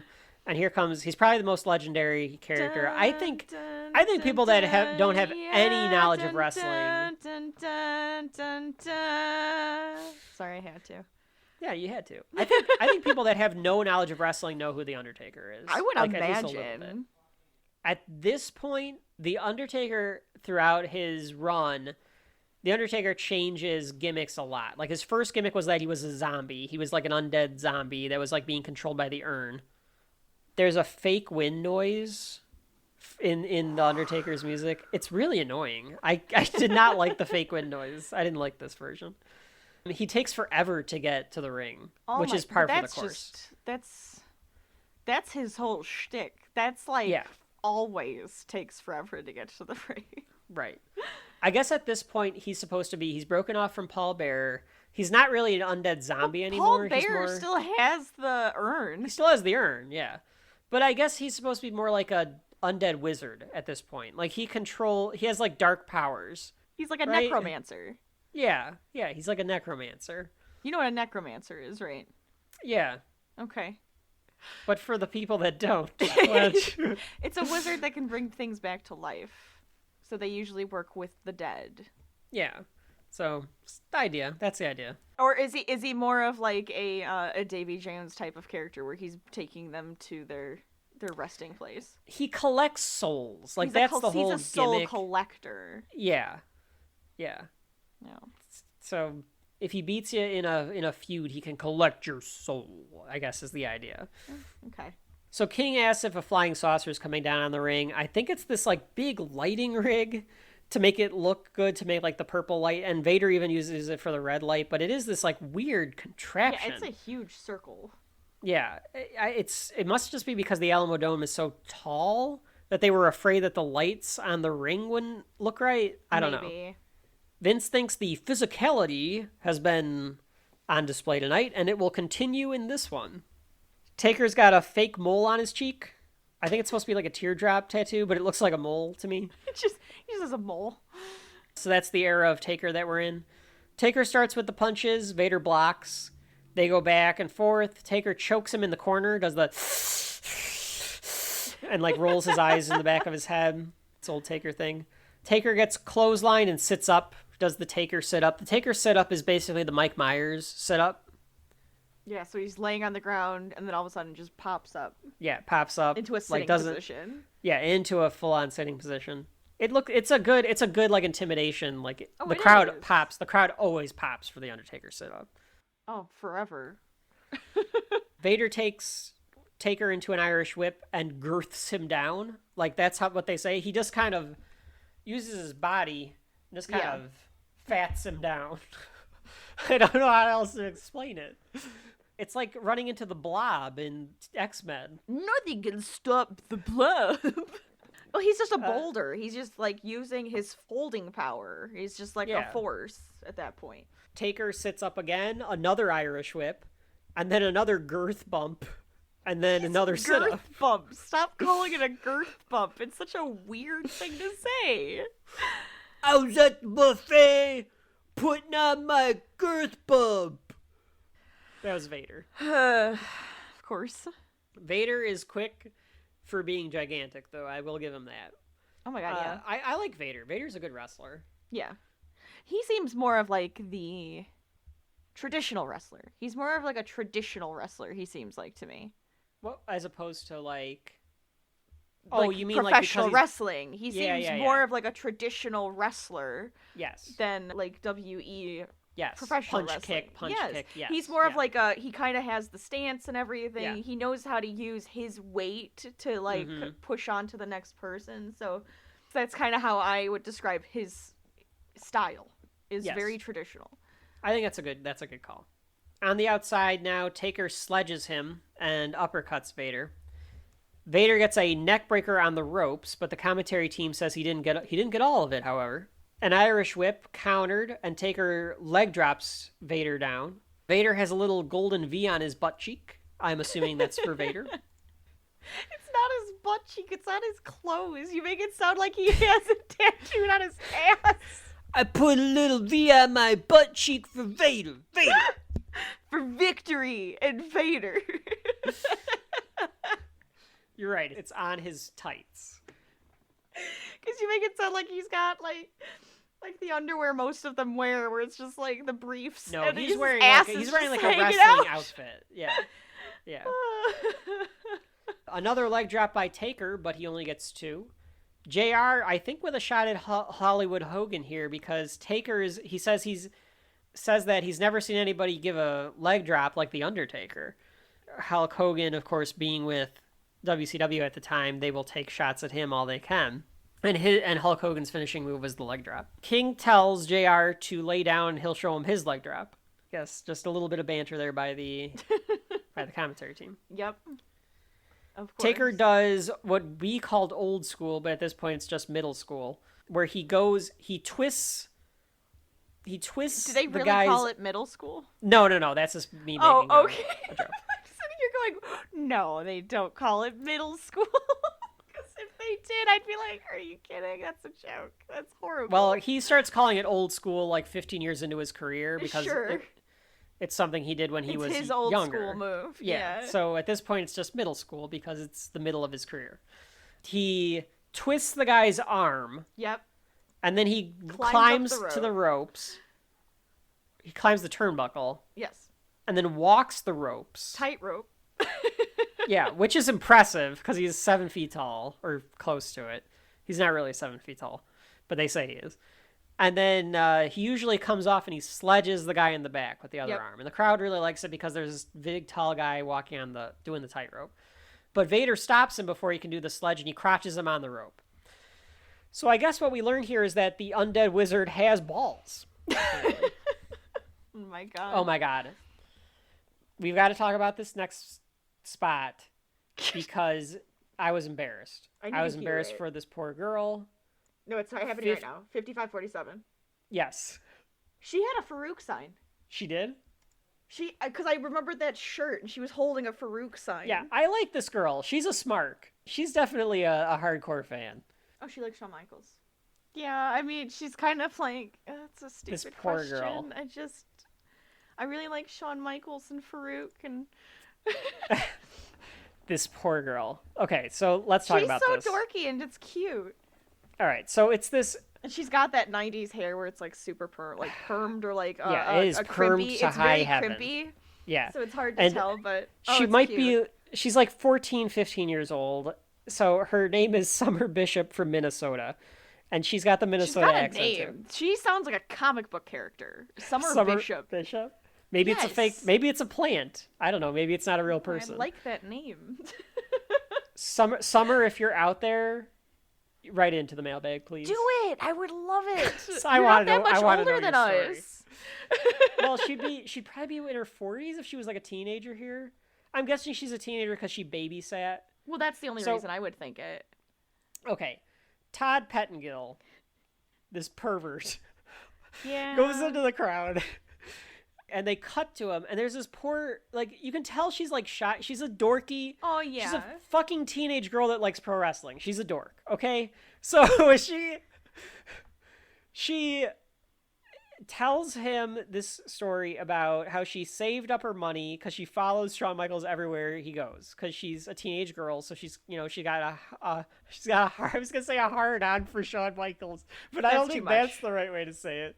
She's got a crush on him. She's got a little crush on him because probably. I mean, that's my assumption. He's the heartbreak kid. He's the heartbreak kid. He's the heartbreak kid. I forgot I said it when I was like, "Oh, that is right, isn't it? He's the heartbreak kid." It sounded so corny. He says it came like out that. of my mouth. That's what they call him. That's his nickname. I know. That's still his nickname as a bald 60-year-old man. I'm sexy. I got the looks that drive the girls wild. Women were into Shawn Michaels. I like the song, though. I got the moves. They're really move 'em.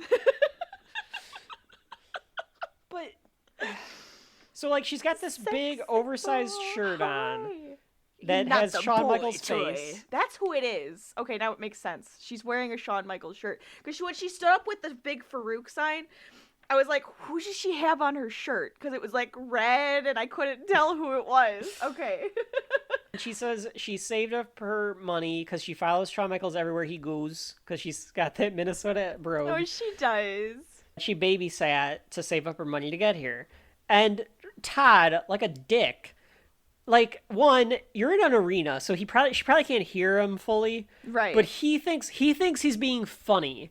And he's like, "Oh, how many babies did you have to sit?" And she's like, she's probably like, I don't know. I did the same, like 3 every week. Yeah, she's just it's I probably don't know. that's such a weird just question. Saved up my money so I could come to the Royal Rumble. Well, that's why, she does say well, I saved it up from the entire summer of me babysitting. So if that tells you anything, yeah, she comes off as normal, but I felt kind of embarrassed because oh my God, Summer, if you're out there, I hope you still are okay with wrestling and that you're not embarrassed about liking Shawn Michaels. Are you a lapsed fan? Oh yeah, are you a lapsed fan?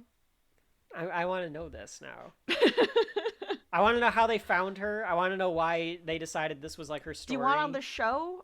We can get you a part on this show while we talk about wrestling. Maybe one of the good Shawn Michaels matches we could actually have you on for. Shawn Michaels. Oh man. Anyway, I'm glad that they don't do this anymore. I am too. Stop interviewing people in the crowd. And nowadays, fans are too smart to the product. Oh, they're smarky. So they'd be trying to put themselves over. Mm-hmm. They would be trying to play into the wrestling, and they wouldn't be this girl who was just oh, I don't know, I just babysat, and right. that's natural compared to what a fan would do now. If they put the mic in front of you or me, we'd give a promo. We would know, okay, I'll play along. I'll give a wrestling promo. It would be fun. I don't know. I'm probably a little too shy. I'd be the babysitter over here, getting a little too shy in front of a mic. Oh, I would try to give a heel promo. I know and you totally would. Fuck it up. I know you would. Yeah. I'd be I travel. What do you mean? How did I get here? I have all the money in the world. I'm a podcaster. I talk about your job. Sit down, Todd. I'm taking your job, you little bitch. Take the mic. Yeah, sit down, you little bitch. You're such a little bitch. Well, little bitch was a big phrase back then. I mean, we got little bitch Squeak Scolari. That's what I was thinking of. Same Fucking year, Squeaks. I think. I enjoy basketball. I don't know if anybody, nobody who knows me would understand that I like basketball. They would all probably look at me I'm sorry, you like what? What is basketball would probably be the phrase. Oh, the South Park people. Yeah. Whenever I mention I like South Park, everybody kind of goes, hey, I'm sorry. It's coming up on the list. It's coming up. I know. It's this season. We're getting into it. Meanwhile, in the ring, while this interview is taking on, Vader has taken Taker down. Vader clotheslines from the middle rope, which is impressive for him, gets 2. A lot of clotheslines in these matches because I guess that's the pace that they're going for. Sure. JR tries to tie back to history and says that if Cornette, Jim Cornette is a manager in wrestling, he's supposed to be this Weasley, rich kid that buys off lots of heels and manages them.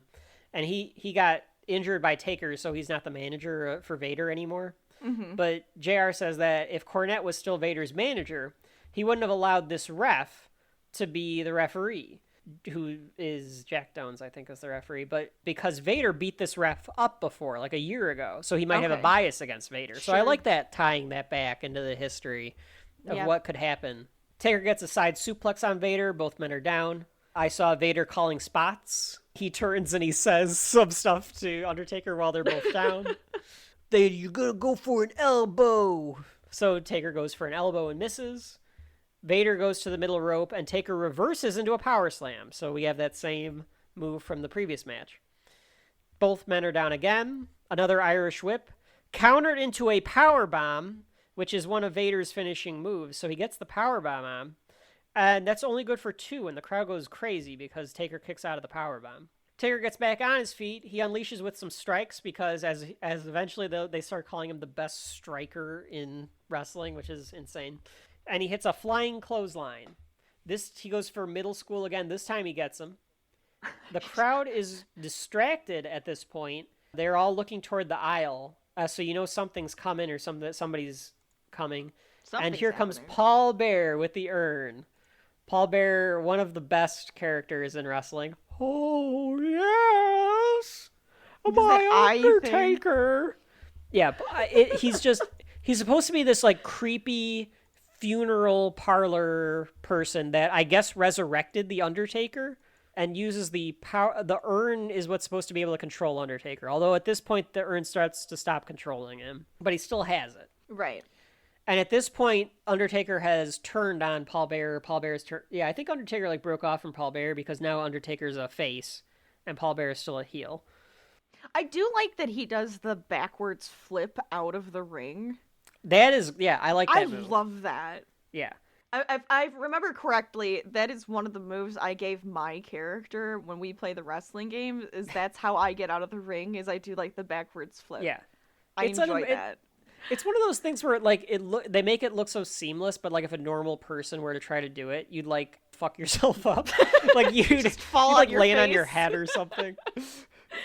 Yeah, so Taker goes to the outside by flipping out, and he punches Paul Bear, goes back in the ring. He goes for a choke slam. It's pretty decent for being Vader. Like Vader gets up for this one. Right. Vader, I think, has to do it. Like the guy doing the choke slam has to be strong, but the guy taking the choke slam also has to kind of jump into it. Right. And you're talking about not Vader. Well, Vader has to like kind of. No, doesn't Vader get a choke? Vader gets choke slam by Taker. Oh yeah. Well, he goes to do it to Paul Bearer. So okay, I'm sorry. Yes. I got confused. I wanted to make sure. No, Taker choke slams Vader. He signals for the tombstone, and Vince goes, "Yeah!" So Vince wants the tombstone. Taker takes Vader to the outside, and Taker goes and punches Paul. Paul fears Taker, so he's like backing off, like, "Oh no, Undertaker, please, no!" We should mention for people that don't know Paul Bear, he is an enormous fat man. Well, they make him look dead, so they have like the white makeup on his face, and the black around his eyes. But then with like his black hair and his black mustache, it's like very goofy. He looks very goofy. He's it's so good at like, this role, though. Who's the comedian with the bowler hat and the big like it's like silent movies and stuff? Like a Charlie Chaplin? Yes, that's what he looks like, a big fat Charlie Chaplin. Oh, I'm just a big fat Charlie Chaplin. Oh, yeah. So Taker throws Paul into the ring, and Paul's on his hands and knees, and he's playing this just hilariously. It's great. And Taker has Paul by the throat. This is where Taker's going to chokeslam Paul. And Vader gets back in, and he clotheslines them, and they go to the outside again. It feels like this should have ended at this point, but they go back and forth some more. They go to the announce table. I guess the French announcers got a new table because there's just a new table here. Taker sets up the steps up. He's gonna do the same move that Triple H was gonna do earlier, and so this is kind of a repeat spot too. He gets a running start. Paul moves Vader out of the way, so Taker hits the railing, and then Paul Bearer goes into the ring for some reason. Taker's on the outside, and Paul Bearer jumps off the apron and hits Taker in the head with the urn. I guess to prove that he can bump. And, like, jeez. And he spills a little bit. And, like, Paul Bearer is not in shape. It's a hell of a move. King says he sacrifices his own body here. And JR says, and that's quite a sacrifice, because he's a big fat guy. Taker crawls back in, and Vader gets the Vader bomb, which is, like, he kind of, like, gets some momentum going on the ropes, and he comes and he, like, splashes you. And he gets the 3. Yeah, that's so a good one. Vader beats Taker, and he leaves with Paul Bearer. King says, that's a match made in heaven, and JR says, or hell. And I said, it's a match made at the buffet. Oh my god. So many. Oh my god, can you imagine? Okay, picture you work at like the Chinese buffet, right? Okay. Or like old country buffet. Ponderosa, something from the 90s. All right. And in walks Vader and Paul Bearer. And they sit down and they're like, we'll take the special. Are you just like, dear Lord, we don't have enough to sustain this? Is this I'll take all of the eggs or all of the ham? Oh, yes. This is all the eggs and bacon. I think that, is like, it all of the ham, too? Oh, I'll take all of the ham. This is put the ham and bacon in the pancake batter and then bring it out. And then butter it. Oh, yeah. Bacon up that butter. Butter up that sausage. It's mean. He's got to keep that bulk, man. It's true. How else is he going to keep that bulk? You gotta eat so many calories a day. It's say like you're a weight sumo class. wrestler, right? I was just saying weight class. I wasn't thinking a sumo wrestler. Taker's pissed. He grabs the ref and he chokeslams the ref. This ref gets better at taking bumps as we go through the story, by the way, because he takes a lot of ref bumps. And then Taker starts Orson Welling this shit. Like, he Citizen Kane's the whole ringside area. He starts, like, just throwing shit. He's so mad. He points a finger at Vince and says something and walks away. So that's a little interesting because at this point, Vince is just supposed to be, like, the announcer. Unless you're, like, smartened up, like, they don't project him as the owner. Sure. They just project him as, like, the guy that does the stories, which I think works for this Undertaker confrontation because it could just be, like, him telling, like, you tell the people that I'm mad or whatever, kind of a thing. All right, we got to talk about this next part. Or he's, like, breaking the wall and he knows that Vince is right. actually the man well, behind because the curtain. What we get later with the Rumble, like, they could be setting up what happens in the Rumble. Sure. So then we get Stone Cold Steve Austin. And we get Stone Cold Steve Austin going, well, hell, you people with the camera, find yourselves coming in at the wrong time. I'm not talking to anybody until I throw 29 sorry sons of bitches over the top rope so you can take your camera and stick it, son. And he just walks away. I love Stone Cold Steve Austin. He's so good. He is. It's such so a funny. good... It endears you. He's not a good guy. He's not supposed to be. But he endears you to this. He endears you to him. The story of Stone Cold Steve Austin tells you a lot about politics and business and who the American people in particular, not to say the rest of the Western culture-y countries or whatever, but America in particular is almost hypnotized by these, like, heel anti-hero. Yes. Never apologize. Kick ass, no take names, stick it kind to the of man people. type of people. I don't know why. I don't know. But maybe we'll find that out as we go through the journey of everything. I feel like it's still true now, though. Yes! Especially now, too. It's almost now, more so. Like, the cult of personality nowadays is so much worse. Personality. Oh, we'll get to him. Sorry, I had to. You had to. It's so much worse now. Well, like, even in real life, though. Like, real life, that's kind of, like, the whole thing. It's like, no. Fuck this. We're sticking it to the man. We're kind of that rebel where, we're going to tell it like it is at this point. That's, I feel like, culture at this point, too. It is. And it just depends on... Like, we're not taking it anymore. We're not taking it. And it just depends on what side of the political spectrum or the cultural spectrum. But it doesn't matter. Both sides are doing it. Both sides think they're sticking it to the man. Yes, absolutely. Both sides think they're sticking it to the man. Absolutely. That's and what it should I mean. be more it's than two that's sides. The mentality I really hate when we now. say both sides because it's like... It's all sides. There should be every side of everything. There's a Everybody's spectrum just of it, but sticking it to somebody. Everyone thinks they're sticking it to somebody. Absolutely. Yes. Well, part of the problem, too, is growing up in the era where Stone Cold Steve Austin was the man... Yes. He was a hero. Yeah. As a little kid, you were like, I'm going to stick it to the man. Yep. So, like, you didn't understand that he's playing a character that you can't be like, oh, hell, son, I'm not going to do my goddamn homework. And, like, because there's consequences to that Stone Cold can overcome. And we'll get into the reasons for all of it. Because they do a good job of explaining why Vince McMahon doesn't just eventually fire Stone Cold. You want to be that guy. You want to be the anti-hero when you're a little kid or a teenager, especially teenager. Anybody as a teenager... Well, because hormones. Right. Anybody that was a teenager that, like, watched Stone Cold Steve Austin, I don't know how you function in the real world now, because if you looked up to him, you'd be telling people to stick it all the time. They probably are. That is probably the people that we see all over the place right now. That's you're actually not... Yeah, you're right. That's what it's kind of the reason that we're into this right now. Yeah. Yep. Right. So, Rachel, I now ask you to go to 1 hour, 7 minutes, 28 seconds. Because we need to talk about the British Bulldogs promo. I've got a history. I'm bizarre. Because I'm bizarre! What the hell is that? Okay, let's break this down real quick. And by real quick, I mean we're going to take about an hour to explain this. So the British Bulldog, he's a British wrestler, obviously, that is part of the Hart family kind of tree. So he trained with the Harts. He is Owen Hart's brother-in-law. That's weird. I didn't even know that. He's married to Owen and Brett's sister. That's funny. In real life. So Yeah. they bake that in.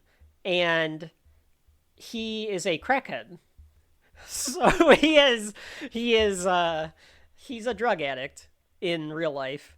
And that comes through into the character a lot. So let's break down this promo. So he's walking into the arena wearing all denim. Denim. Just Head denim. to toe. A Head to toe Canadian denim. tuxedo. It's amazing. He's got a fanny pack on, as was the style in 1997. God, he's so 90s. He's so 90s. Head to toe denim. Fanny pack. A rollaway suitcase. Why? It's amazing. It's really amazing. And then he turns and he shouts to the crowd, "Who's going to Royal Rumble?" And he says he has a history in the Royal Rumble. Yes. Which I think because a History. few years before this, he finished like in the top 2. He says he's going to win the Rumble because he's bizarre. Bizarre. He's bizarre. I mean, yeah, that's probably true. You are bizarre. But why does that make you What does win? that mean? What does that mean? Why does that mean he's going to win the Rumble? I don't know. But he's I'm bizarre. bizarre. You gotta say it with the accent. Bizarre. The aforementioned lapsed fan has used the "I'm bizarre" a lot. I never knew what it my was from God. until we watched this, and I was Now like, we know. what the fuck does that mean? Oh my God. So, folks at home, if this is like a British saying, like if it is, please write it in. Or if you're just a wrestling fan and you just want to say, no, Bulldog's just coked out of his mind. Just let us know that too, because I do not know and I want to know. All right, we're gonna skip this next match because it is a waste of time. Part of this AAA Isn't this the one right before the Rumble? Yeah. This is the match where you go get your drink and your food and go to the bathroom. That's what this match is. Yeah, it's a cool down. It's to give people a chance to go get their concessions. The problem is it's the AAA guys, it's the luchadors, and nobody knows who the fuck they are. Or they didn't show them on the Titantron. Vince doesn't know who they are. JR's doing his best. King's trying. But the problem is they're doing good lucha things, I assume.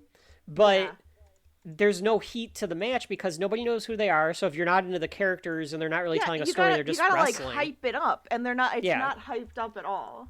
But it's still hard to do that. Yeah, it's not good. It's not good. And when the match is finally over, and it goes on forever, it's like at least 10 minutes, which I guess is enough time to go get your popcorn and your hot dog, pee, and come back. At the end of it, JR says, we got to do some more personality profiles on these guys, get to know them better. It was almost like he was telling Vince, giving Vince feedback at the table as they were doing it. But after that match is over, we cut to the table, and Vince and King and JR give a look at the rest of the night. So they give a little preview for the Shawn-Sid match. They plug the next pay-per-view, which would be the next month. And then we go to the Fink. The Fink, meaning Howard Finkel. Howard Finkel is the ring announcer for the WWF. And he has a very good ring announcer voice. It's a great ring announcer voice. And he says that the day's attendance is 60,477. So we got to explain this a little bit. Vince McMahon, in particular, but the wrestling world at large, is obsessed with saying how many people are in their fucking buildings. I don't know if... okay, sports do it too. Sports Do do it too. Yeah, they usually say how many people... Well, I would imagine only when it's good. If they say how many people are, like, in the arena, or they say how many people are in, like, the stadium, and I feel like everybody's obsessed with being like, ha, look how many people we have. That I think it's a sports thing, period. I think you're probably right, and I think it's just my wrestling doing it more shamelessly than sports. Right. Where they blatantly are like, look at how many people, and like will flash it on the screen. Right. Whereas in sports, Joe Buck might say, there's 50,000 people there's here. 50,000 people here today. It's a great day. Like, that's, yeah exactly. It's something where they cannot get over it. And I always think it's because they crave mainstream legitimacy. They don't want to be looked at as a carny sideshow. They want to be looked at as a legitimate sport or entertainment vessel. And they're not. Get over it. Get over the fact that nobody takes you seriously because you're wrestling and you're fake and you have a bunch of weirdos working for you. Lean into it a little bit. Yeah. I mean, the thing is, nowadays, there's a huge crossover. Back then, there wasn't. Like, a lot of the wrestlers are, like, former athletes or just, like, tough guys or big guys or whatever, or bodybuilders. Nowadays, they're wrestlers actual fighters. Well, there are actual fighters. But even more so, the wrestlers either grew up loving wrestling, or they're huge fucking nerds. Storks. Who just happen to be extremely athletic. Yep. Like, there are people that love superheroes and anime and stuff because there's a cross-section there. Because these guys are basically superheroes. They're putting on superhero-like battles, and they have the bodies for it. So, of course, at some point, there was going to be a crossover where people that liked superheroes and people that watched wrestling, and they were good enough athletically to become the wrestlers. So, like, it's kind of converted into that. So, like, lean into that. Lean into the fact that you're part of, and I hate this phrase, but you're part of that, like, nerd culture kind of thing. You're not the mainstream. You're not the NFL. No. You're a story. Yeah. With athletic people who enjoy stories. We tell stories. He's not wrong, but he doesn't lean into it. Right. He acts like, oh, I do. No, you don't. You're kind of embarrassed by it. Oh, he's totally embarrassed by it. Now it's time for the Rumble. They're showing the crowd. I don't know if I would say everyone is Looks ugly. like Crush. Everyone has goatees. There's a lot of pastel colors. Or that weird ponytailed man with the bald skullet, head. Yeah. The skullet man.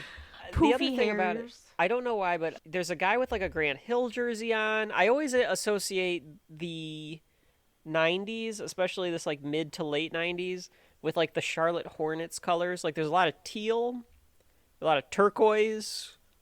I don't know why, but we just seem to be kind of obsessed with that. And probably like bright reds. Like, I don't know. Interesting. Like charcoal-y colors all around. So we got the Rumble match. This is why we're doing this episode.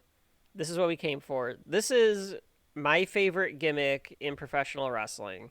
I think it's yours as well. No, I really like the Royal Rumbles, especially the way we watch them. Oh, yeah, for sure. Well, this or Money in the Bank. That's probably. Also fun.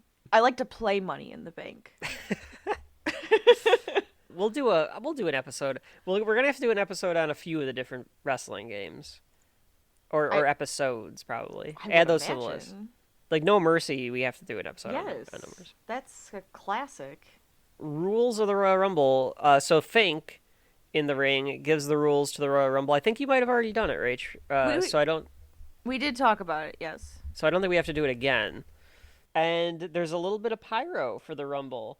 Some different fireworks go off. How do you feel about the fireworks going off before the Royal Rumble? I kind of like it because it's almost like it's getting hyped up for it. Yeah, it's like it's Christmas morning for wrestling fans. We're ready for the Rumble. And number 1 is Crush, so we hear, "We are the nation of domination." Boom, boom, boom, boom, boom. And out comes Crush. They say the likelihood of making it all the way from number 1 isn't good, and only Shawn Michaels has done it. And Vince says, well, it has been done before. So Vince with patented insight there. Right. Number 2 is Ahmed. So Ahmed Johnson comes back out. Vince has an orgasm because he loves Ahmed Johnson. Oh, it's Ahmed Johnson! Oh my God, here he comes! And the crowd does not care this time. They do not pop for him this time like they did in the match versus Farooq. But it's probably because it's the second time they've seen him. I always feel okay, well, I already saw him today, so... Right. And when you're in a live crowd, and I think a lot of live crowds, especially with wrestling, they just want to see the person. Like, that's the biggest thing. Like, they just want to see them. They don't necessarily need them to do the whole gimmick and kit and caboodle. They just want to have that person there. Does that make sense? No, I think it does. I think it's that excitement of your person coming out, too. When it's like the person you were excited for Yeah. is coming out. Yeah. Well, then the second time they come out, it's like, okay, yeah, they're Yeah, here. they're I here. know that. Yeah. I know that now. So Ahmed walks to the ring because he can't go any faster than that. But he slips in. There's a sign in the crowd, speaking of crowds that say WWF on them, that says WWF, Wild Wacky Fun. Okay, that's a plant. That's a plant. Nobody would write that on their poster. Knowingly. That's Vince McMahon's. You know, that's like we're good family entertainment. We're wild wacky fun. That's what we stand for. WWF. Wild wacky fun. WWF. Wild wacky fun. You know what? We're gonna change that to wild wacky entertainment. WWE. I like that. How about that? How about that? Yeah. How about that? I was embarrassed. Like, we talk about how wacky and silly everything that we like is, but you don't want to say that. Like, No, you just let it be. You let it be. Wrestling. I want to see people pretend to fight each other. I don't want wild and wacky fun. Oh, hey. They're not clowns. They're wrestlers. Well, they are clowns. Some of them are, but that's not the point. I mean, they're carnies. That's pretty close to being a clown. You constantly calling them carnies makes me uncomfortable.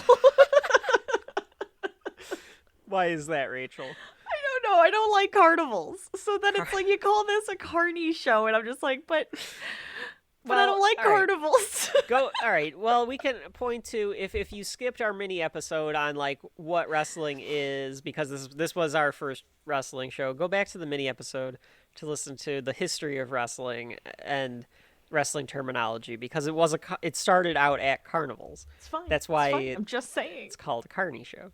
And carnies are kings among men, Rachel. So anyway, Ahmed and Crusher beating each other up. Ahmed starts ultimate warrioring up on the ropes. Did you catch that? I was like, come on, Ahmed, you're not Ultimate Warrior. He's like shaking the ropes like he's trying to Hulk up like Ultimate Warrior. And he hammers Crush with a clothesline. They start rolling around into the ropes and punching, so they're just on the ground rolling around with each other at this point. Clarence Mason shouts at the announcers. King says to him, "Do you need a sidebar, Clarence?" And JR goes, "He should be at a salad bar." Want to have a sidebar, Clarence? Yeah, you ought to have a salad bar and leave.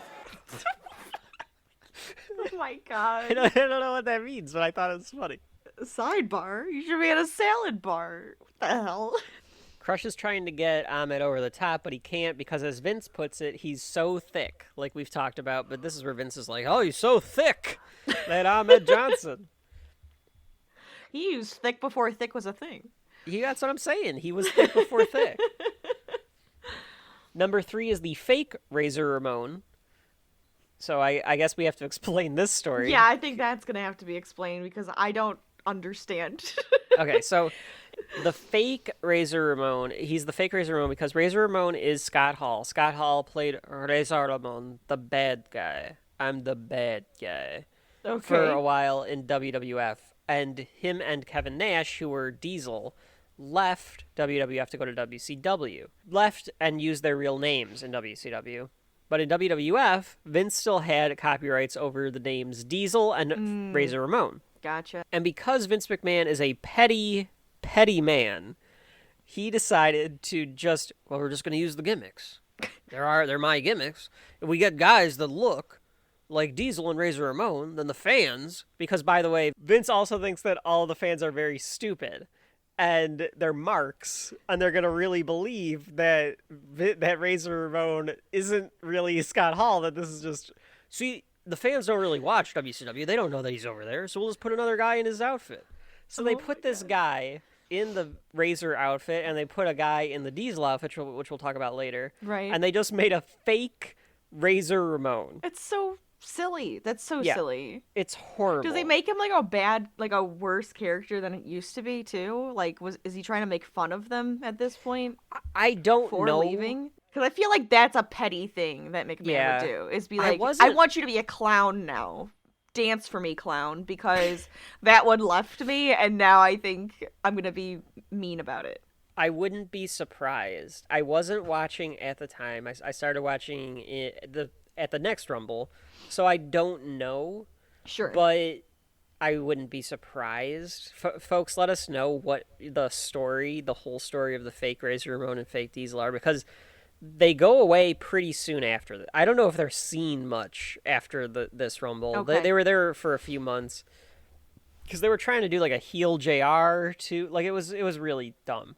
So anyway, Vince says they're having trouble with the clock because there was no countdown. The Rumble always has a countdown clock when it gets to 10 seconds, and then the crowd counts down. There was no clock. Fake Razor just shows up, and Vince says, "Well, I guess it's like the NFL. There's an unofficial time and there's an official time."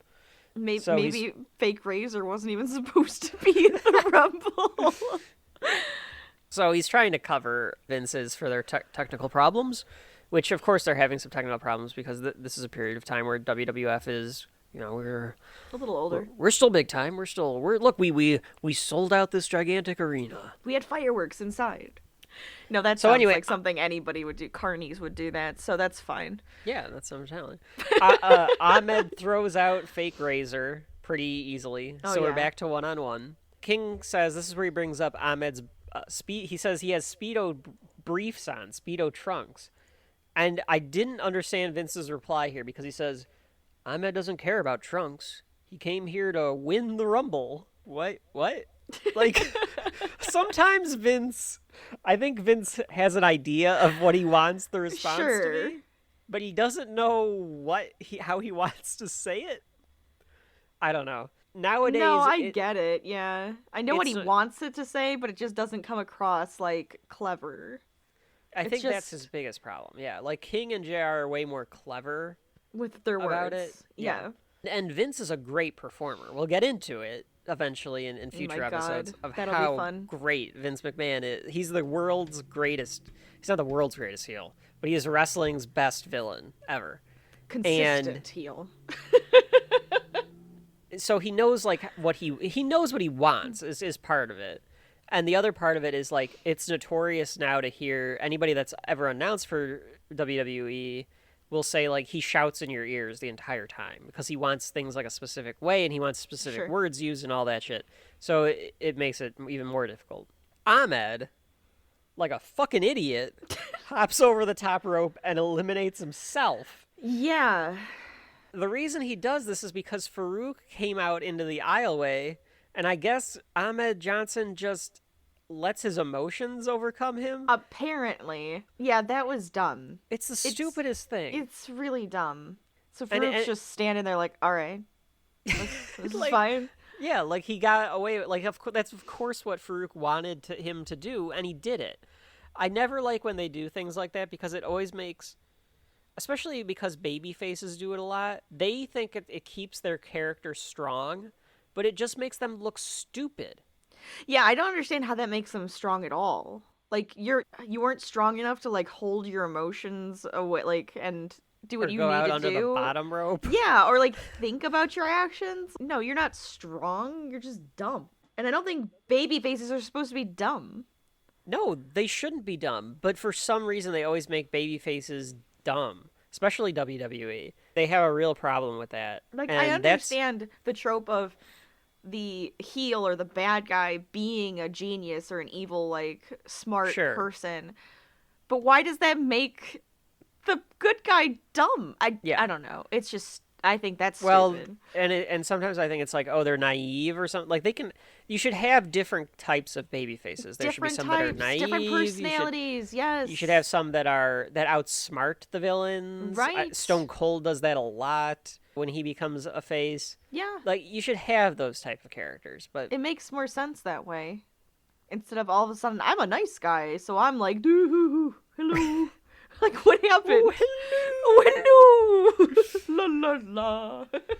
Number 4 comes in. Number 4 is Phineas I. Godwin. Pig. Okay. And he has fake music because the real song, I guess they don't have the copyright for it. Okay. The real song is Hillbilly Jim's music.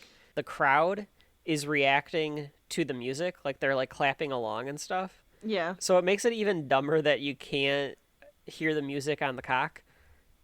Because Oh, so it's Peacock's fault that we can't hear the music. well, and the network. Like WWE wouldn't Okay. pay for the copyright. Okay. Oh yeah, this would be so much better. Don't go mess with a country boy, country boy, country boy. Great song. No, it's a good Great song. Yeah. It's a shame that they can't have that on the network. It is kind of sad. If you don't know what it is, just look up Hillbilly Jim's entrance theme. Don't go mess with a country boy. It's a fantastic little country doodad song. You'll be clapping along. So we get 90 glorious seconds here of Pig versus Crush, which I'm sure everyone enjoyed. Hillbilly Jim's on the outside. He's trying to get the crowd into it. Pig has Crush in the ropes. Crush fights back, and then they roll around on the mat again. So you got the pig farmer rolling around on the mat with the Hawaiian guy that's part of the black guy's stable. Perfect. He should hog tie him. That could be kind of funny. You know, like if his whole thing is that he's pig, you know, hog tie your opponents. Yeah, no, I got it. When we start booking a wrestling show, folks at home, if you need Shelf Life to become promoters for your independent wrestling show, let us know. We could probably. It could be fun. I'd enjoy that. We could go to those. Ooh. There was one at the Bigfoot. I told you that when we went to the Bigfoot Festival, there was like an independent. Of course there place. was. Yeah, they had a whole thing built and everything. We watched for a while. I was doing the chants and I'm getting the crowd wild. It was kind of hilarious. And then because I was like, I know chants, and I wasn't the only one, so it was funny. Could you figure out who the face and heel were? Like, were you making sure that you were playing into it correctly? Yeah. Oh Okay. yeah. And then So they were doing their job. Oh yeah, it was Okay. good. It was fun. But like we didn't stay the whole time, or we could They're have seen. probably like, this woman's a plant. She like knows. I know too much. No, but we didn't stay long enough. But the last match was supposed to be a wrestler against Bigfoot, so it was going to be something silly. That would have been but good. Yeah. Yeah, that would have been. But that good. was going to be like an hour and a half later, so it was like, no, Oh yeah, I that'd don't have been a want long to wait time. Yeah. Yeah. Anyways, I'm sorry. I mean, the main event. If you're gonna have a main event, have it be against Bigfoot. I Bigfoot. suppose. Yeah. Number 5 is Stone Cold Steve Austin. That glass breaks. Dun, And- dun, dun, dun, dun. Yeah. Sorry, Yeah. that sounds awful. I'm not cutting that. No, the glass breaks and Here we fucking go. absolutely. The wild wacky fun is fucking over. We are. This is serious shit now because the man has arrived. He is the greatest wrestler ever. Stone Cold Steve Austin. He is so into it, and I love it. He looks love so it. serious. He is ready. Yes. He is no bullshit. He's strutting down this aisle like he is ready to kick some ass. And the crowd doesn't give a good reaction, and I think that's probably the most shocking part to people. Which was weird to me, but at the same time, He's a I bad guess- guy. Right. He's a heel. But I also yell for heels, so there still are Austin 316 signs though in the crowd. There are still so- 316 signs. Austin has a hard time getting his vest off before he gets into the ring. Understandable, you know. They all have big muscles. Yeah, you know. He slips in under the bottom rope. Phineas starts to take him on. You know, we didn't mention is that there's the red, white, and blue ropes. So we're still in that era with the red, white, and blue ropes. Yeah. So old I didn't classic notice wrestling. that. If you watch wrestling nowadays or you turn it on, you'll see they usually go monochromatic. So it's usually their blue ropes for SmackDown or red ropes for Raw. NXT used to have black ropes, or I'm sorry, NXT used to have yellow ropes. AEW has black ropes. And they usually are all three the same color. But back in the day, WWE and a lot of other wrestling promotions too would have red, white, and blue ropes. Is it just because it's like the American pastime? Yeah, I think so. I think Okay. so. Nothing's more Americana. Yeah, exactly. That's what I was calling back to. So Phineas starts beating up on Austin, throws him into the buckle, he clotheslines him down. Crush starts hammering on the back of Godwin. Austin sees it, that the two of those guys are going at each other, because all three of them, oh no, I guess Phineas is a face. Those two guys are going at it, and Austin just kind of sits back and he says, fine, fight. Which is exactly, again, Austin is smarter than everyone else. Yep.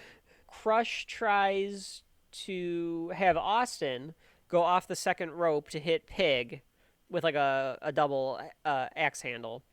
And he misses because Pig gets out of the way and he hits Crush. Right. So Austin's like, what do I care? Like, hit somebody. Godwin throws out Crush. Yep. At this time. But as Godwin turns around, you get a stone cold stunner. And it's a nice stunner. The crowd pops for that. Oh, one. Absolutely. Because, I mean, you have to for the stunner. You pop it is for such every a good stunner. move. I love that he takes the stunner, King starts laughing. It's perfect Austin because he just waits for his opponent to do something stupid or at least forget about him for a second, and then he just Take stuns them off his guard. ass. Absolutely. And then he jaw jacks him the whole time while he's on the mat too, and then throws out Godwin. So it's Austin by himself. Number 6 is Bart Gunn, who at the time, maybe they had broken up by now, but it was Bart Gunn and Billy Gunn. Rachel, you might remember who Billy Gunn is. I remember Billy Gunn. You probably don't remember who Bart Gunn is. Not at all. Not at all. Yeah, so Bart Gunn was his tag team partner, and he never.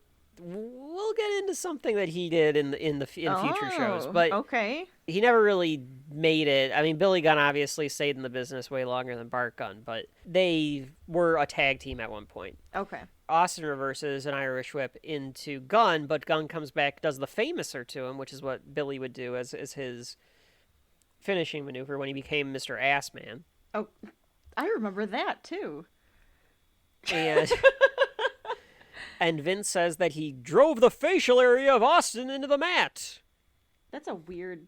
The facial area. That's a weird phrase. That's Vince though. He needs to add 10 words to something that doesn't need it. Just shoved his face. Or his face lands into the mat, not his facial area. His facial area. Okay. Austin Weirdo. clotheslines Gunn out after he holds on. Austin again throws another opponent out. Yep. Just clotheslines him right over the top rope. So Austin's again by himself, and this time he starts doing he's got this mean mug on his face. Oh, yeah. And he starts doing push-ups in the middle of the ring. Oh my god. Taunting. Absolute taunting. So he struts around the ring because he's just by himself, and he sits up on the turnbuckle and he just waits. He starts asking for more, and this is the iconic shot of Stone Cold Steve Austin. This is perfect. He looks at an imaginary watch on his wrist tape. Yep. Because he's waiting for someone to come in. Yeah, he's waiting for his next challenger. He's like, come on, I haven't had all day. Let's do this. Give me an actual challenge. He's the greatest. It's fantastic. We can make the debate. Is it John Cena? Is it Hogan? Is it Rock? In my opinion, this is the beginning of seeing the greatness of Stone Cold Steve Austin. I absolutely agree. Number 7 comes out as Austin is waiting on the turnbuckle for him, and it is Jake the Snake Roberts. I love Jake's music. It's really good. And Austin is getting ready. Austin. So as Jake is coming down the ring, you can see Austin on the little Titantron, and Austin's mocking him he gets in the middle of the ring and he pretends to pray because Jake at the time was his character was that he was a reformed, born again Christian who was trying to get off drugs because he was trying to get off drugs in real life. So Austin's mocking him, and Jake versus Austin was the finals of the King of the Ring the year before, where Austin said Austin 3:16 because again he was mocking Jake being religious. Okay. Jake looks bloated as hell. He is Oh. I'm sorry, he does. I mean, he's getting off drugs, so it kind of makes sense. Yeah, he's got coke bloat, man. He is just bloated to the gills. He's not long for WWF at this point. He's going to be his drug problems continue. This is the point in the match where I know you probably were scared because Austin starts jaw jacking him. Jake throws the snake bag in. Oh my god, it's just in the middle of the ring. It's just in the middle of the ring. And I got terrified that they were going to step on the snake. The entire time! I'm like, somebody move the snake! Because then you see it moving around in the bag. You see it's like bouncing around. So I'm like, there actually is a real snake in that bag. Yeah. And you guys have almost fallen on it multiple times. Yes. Yeah, I felt, and you can see the referees are trying to figure out, like, how do we get in to get the snake? Because they get so close. And, like, I know that they're, great. Like, Jake Roberts and Austin obviously are two great wrestlers. So sure, they know. So they're really good at, like, aiming. Yeah. Finally, Kyoto, I think, comes in and grabs the snake. The entire time that they're in there. You can't do that. You can't do that. You can't bring a live animal into a wrestling ring and almost hurt the damn thing. I can't allow that. I can't allow that. I don't care. I know you don't care. Jesus. Come to me if they want. We're a safe environment. I trust the. I mean, WWF performers. does mean World Wildlife Foundation, It does. man. No, I don't believe I've ever heard of that organization. But I can guarantee you this: if they were to come after me, just change your name. My domain, I would win the rights to that name. I'll tell you that right now. And quite frankly, I don't think that I've ever said that there is a World Wrestling Federation. We're the World Wrestling Entertainment. We're the WWE, and we always have been. Yeah. The WWE. Sure. Because we're sports entertainment. I don't know where you're getting this notion that we've ever had anything that even resembles the World Wrestling Federation or World Wildlife Foundation. Did you know that the World Wildlife Foundation, they had some shady dealings too? Oh, apparently. they all do. PETA does too. When you mention PETA, I'm just like, they usually do stupid stuff too. I always wondered, because WWF can use WWF now, like they used to have to blur the F and they couldn't say that. WWF. Right. And now it makes it so much easier when the network came and now on the cock. It was probably a number of years. Yeah, it must have been a number of years because it was so annoying to watch any old clips because they would always bleeps or silence the F. I hated that. Yeah, and then that was always, or there'd be just a fate, like we're shading the person's face because they're the victim kind of thing. Yeah, the whole screen would be blurred at that point. Yeah, You're just it like, was just awful. God.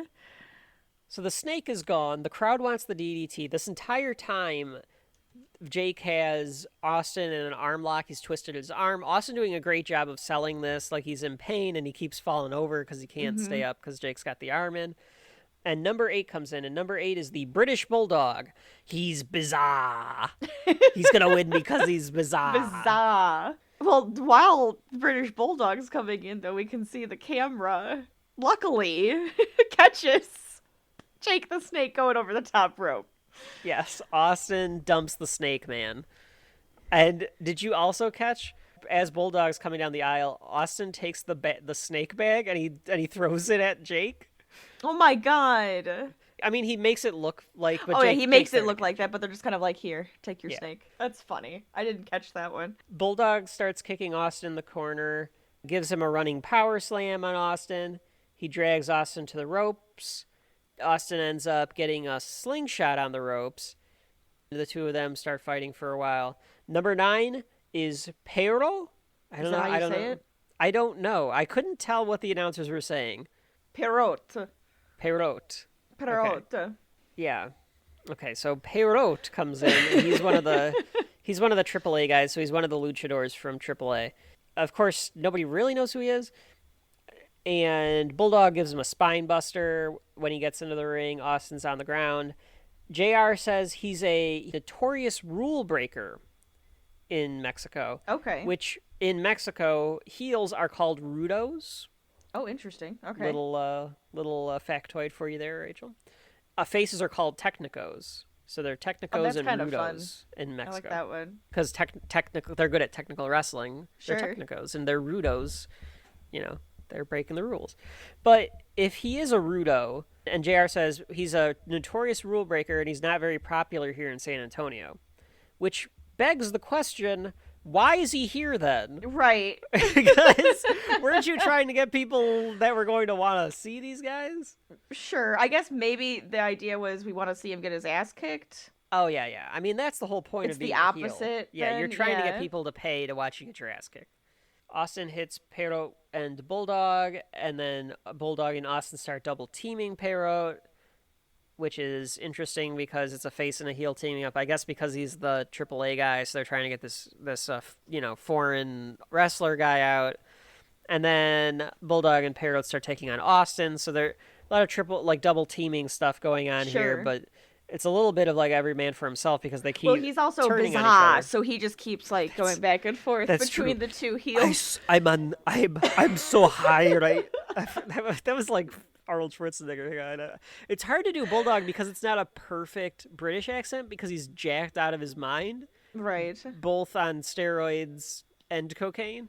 So it's like I can't tell if you're doing like Irish or if you're doing Spanish. I cannot tell. because he's bizarre. He's just Oh, bizarre. yes, I'm bizarre. I'm on crack.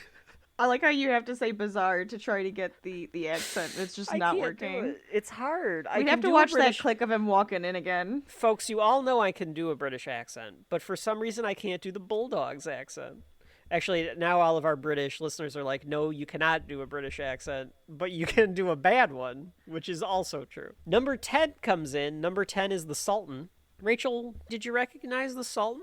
Any ideas on who the Sultan might be? You know who he is. We're gonna... Is that Rikishi? Yes, it is. It is That Rikishi? is Rikishi. No, it's not Rikishi. Yes. I'm kind of surprised that you realized it was him. But yeah, that is Rikishi. So Rikishi playing the Sultan, which... And wrestling does this a lot. So he is a Samoan man playing an Iranian stereotype. Well, I mean, that is the problem. That is the problem, right? Because it's like, oh, he's a colored skin, so we can make him be whatever the hell we want him to be. That's right, not yeah. true, but Oh, wait till we Muhammad get Hassan. it. Yeah. I know. That is Rikishi. I So can't believe again, it's Rikishi though. That's funny. this is the start of all of these characters. That's A lot of true. these characters. So here comes the Sultan. He is led by Iron Sheik is with him. The Iron Sheik, of Oh, course. I know one the of- Iron Sheik. I remember that. Yes, of course. A great wrestler from the 80s. And he can still sort of walk at this point. By the time we get to the end of the Attitude Era, Iron Sheik shows up and he can barely walk. Oh. Well, he's an old wrestler. I know. It's true. They beat the hell out of their bodies. The Sultan looks like a fucking idiot. This outfit is terrible. So is he supposed to be like a cannibal? Like, what's I with the don't- mask? I And don't then- understand this mask. He's got like a Hannibal mask. He's got like a Yeah. Bane mask. It's like got a he's about to Bane take over mask. He's Gotham got a- City. He's got a creamy tank top on. And Full he's got on. big baggy pants because, as we'll soon learn one day, Rikishi has a gigantic ass. Oh, that's true. Slap that ass, Rikishi. It's going right into somebody's face. Yes. Yes, it is. Oh my god. Sultan goes right after Pero, who puts him on the top rope, but the guy hangs on. And Austin gets tossed over the top rope by Bulldog, but Austin hangs on to the apron, so he's still in. Pero goes to lift Sultan, but he can't because Sultan's so big, and Sultan reverses it into a slam. So now we've got 4 guys in the ring, and we've got even more. Number 11 comes out. It's another Mexican guy. This time it's Mil Mascaras, as Vince calls him, Mil Mascaras, because he mispronounces his name. Well, of course. I'm not surprised about that. The outfit is a choice. Okay, explain. Um, Go ahead. So I'm it's- interested in this. so his pants are extremely shiny. They have like that holographic look to them, right? Yeah, Except silver. for the front Like a UFO. of yeah. Think about like UFO, but like really colorful, Mm-hmm. like shiny. But he's got like briefs on, and the backs of the briefs are still that shiny part, but the front, is like white. Like a Superman pants, kind of. Like he's got underwear. Yeah, on like the he's got outside, yeah. underwear on the top. Yeah. And I don't know. pulled They're pulled up to so the high it nipple. looks like he's wearing a diaper in the back, and I hate making fun of the guy, but I mean, all these outfits are awful. They're wrestlers. They're all awful. Because I wouldn't mind the shininess if he wasn't wearing briefs and a diaper. that takes me to that analogy of the superheroes and the wrestlers, where it's like the superhero outfits, some of them in real life would look ridiculous. No, And you're like right. the wrestlers have them on for real. And especially luchadors, because luchadors are so Oh, yeah, they all look like superheroes. They got the superhero-driven. masks and Yeah. everything. Some of them are really cool. Mil Mascaras is a very famous wrestler. He gets a pop when he comes out. He does. He's an old man, and he looks like an old man wrestler. Like, he's got the things pulled up to his nipples. He looks like he's built like an old man.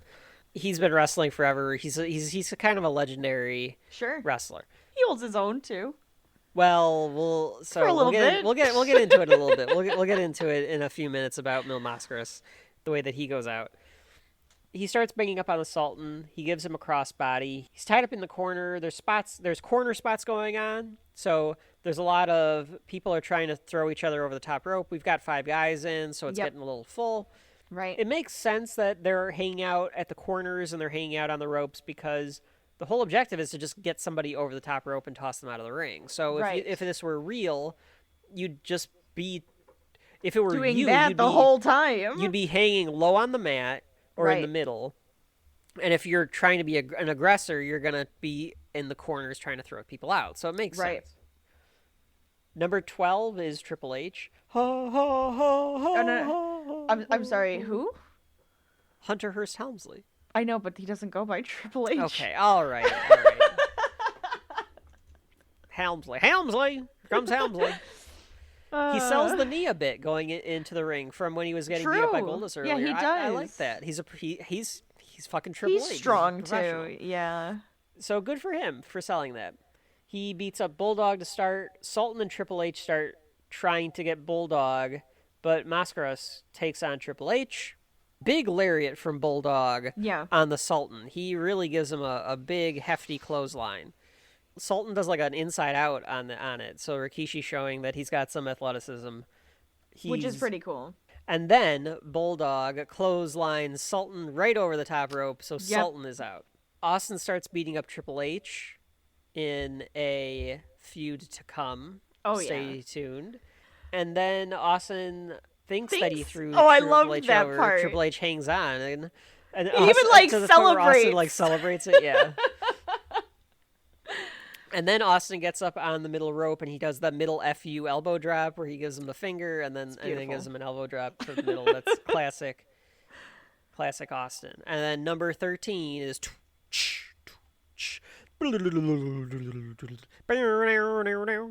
it is the great and classic Owen Hart. Oh wait, is it Owen? It's Owen. This is Owen. Oh, I got excited to say Bret the Hitman. Oh, it is Owen. No, You're right. yeah. Never mind. The great Owen Hart. Owen Hart's great. He plays is. such like a whiny Yeah. little shit. Like his character can be described as a little shit, and he's so good at it. We'll see Owen more in our journey through the Attitude Era and the new generation. From all accounts, Owen was considered like one of the friendliest guys ever in wrestling. So I wouldn't be surprised. and just like a big jokester and stuff like that. So Sure. we'll get into some of those things for when we get into more of Owen's stuff. Vince calls him, Brett's his stinking rotten brother, as Brett would say, is what Vince says. Because at the time, Brett and Owen were feuding. Or Okay. they weren't feuding anymore, but they had feuded in the past. So Yeah. now they're split up. And Owen brings out his Slammy with him. This like fake award that the wrestlers would get, like a year-end award, and Owen would carry the Slammy because he was an obnoxious little shit. I thought it was interesting that the announcers are saying that Owen is a whiner and that he whines about everything. Just keep that in mind as we go through the story here, that Owen Hart is a whiner and he whines about everything. Yeah. Austin and Hart go at it because Austin hates the Harts no matter what. And Bulldog comes and saves Owen. Owen and Bulldog are the tag team champions at this point. So they're brother-in-laws and they're the tag team champions. Bulldog goes to toss out Austin, and then Owen from behind tosses Bulldog out. Yep. And then Owen acts like he meant to try to get Austin. He's like, no, I was trying to get him. Right. I was trying to get him. And Bulldog's okay. calling him an idiot. Sure you were. Yeah, and they're pointing at each other. Yeah, exactly. Owen is, a little weasel, so of course he's going to throw Bulldog out. JR says, Owen hasn't told the truth since the king was a prince. So... My God. I like that. That's a good one. It's just funny. Number 14 silly. is Goldust. A nice little pop for Goldust for being it the second time that we saw him, but he gets a little pop. True, yeah. Austin takes on Goldust right away. They show a replay of the Bulldog toss, and the commentary team debates if Owen did it on purpose. I think that the replay shows pretty convincingly that Owen did it on purpose. Like, he grabs Bulldog and throws him out. It's like, not like you grabbed, or you were trying to grab for Stone Cold. You grabbed your buddy right there. I thought maybe it could have been, at best, he was trying to get both of them out, and then he could have been like, I bet well, that's I had what to have get been Austin it was. Yeah. out. I'm like, you were right there. I had it. I was trying to use you to do it, and then I couldn't grab you. But he clearly grabs Bulldog. Like, this is every man for himself. Shut up. well, yeah, but okay. If you were let's say you and I are in a rumble. Okay, right? we have played this out many a time. I know what you're gonna say. I know how we do this. The smart thing to do is always pack up with your allies, right, and take out the rest of them, and then you duke it out. Right. That's the smart thing to do. Which is how we always played it. The problem is it's always that the baby faces have too much pride. Yep. And the heels, somebody's always trying to get one over on somebody else. Always. Because they're all slimy. Which, I mean, I like that little part about the Rumble, too, is that those, like, little team-ups that happen, and then somebody turns up their back on somebody. Because in real life, you'd have to trust the person, and wrestling always has the viewpoint, especially WWE wrestling, that, like, people are shitty. So you get that here. Owen fends off an elimination attempt by Mascaras. The rest are trying to get Goldust out, but there's a lot of people. Number 15 is Cibernetico. He's only 20 years old, says JR. Vince has no fucking clue who any of these wrestlers are. Yeah, Clearly. Vince, like, doesn't really say much. You can tell that JR did a little bit of homework because it's JR, and he would. Well, and yeah, he, like, of course feels he does. This is his professional job. pride. Cibernetico goes right after Mascaras because they play that up because they're like, well, I mean, Mascaras is a legend in Mexico, so of course, like, this young guy, this young luchador would want to take him out. Austin's taking a bit of a breather. He's a big guy too. Yeah, he, like, looks like he's bulky. Like, the luchadors especially, you always think of them as being, like, the smaller, flippy type wrestlers. Like, these guys super acrobatic. These guys are bulky. Like, I don't know how.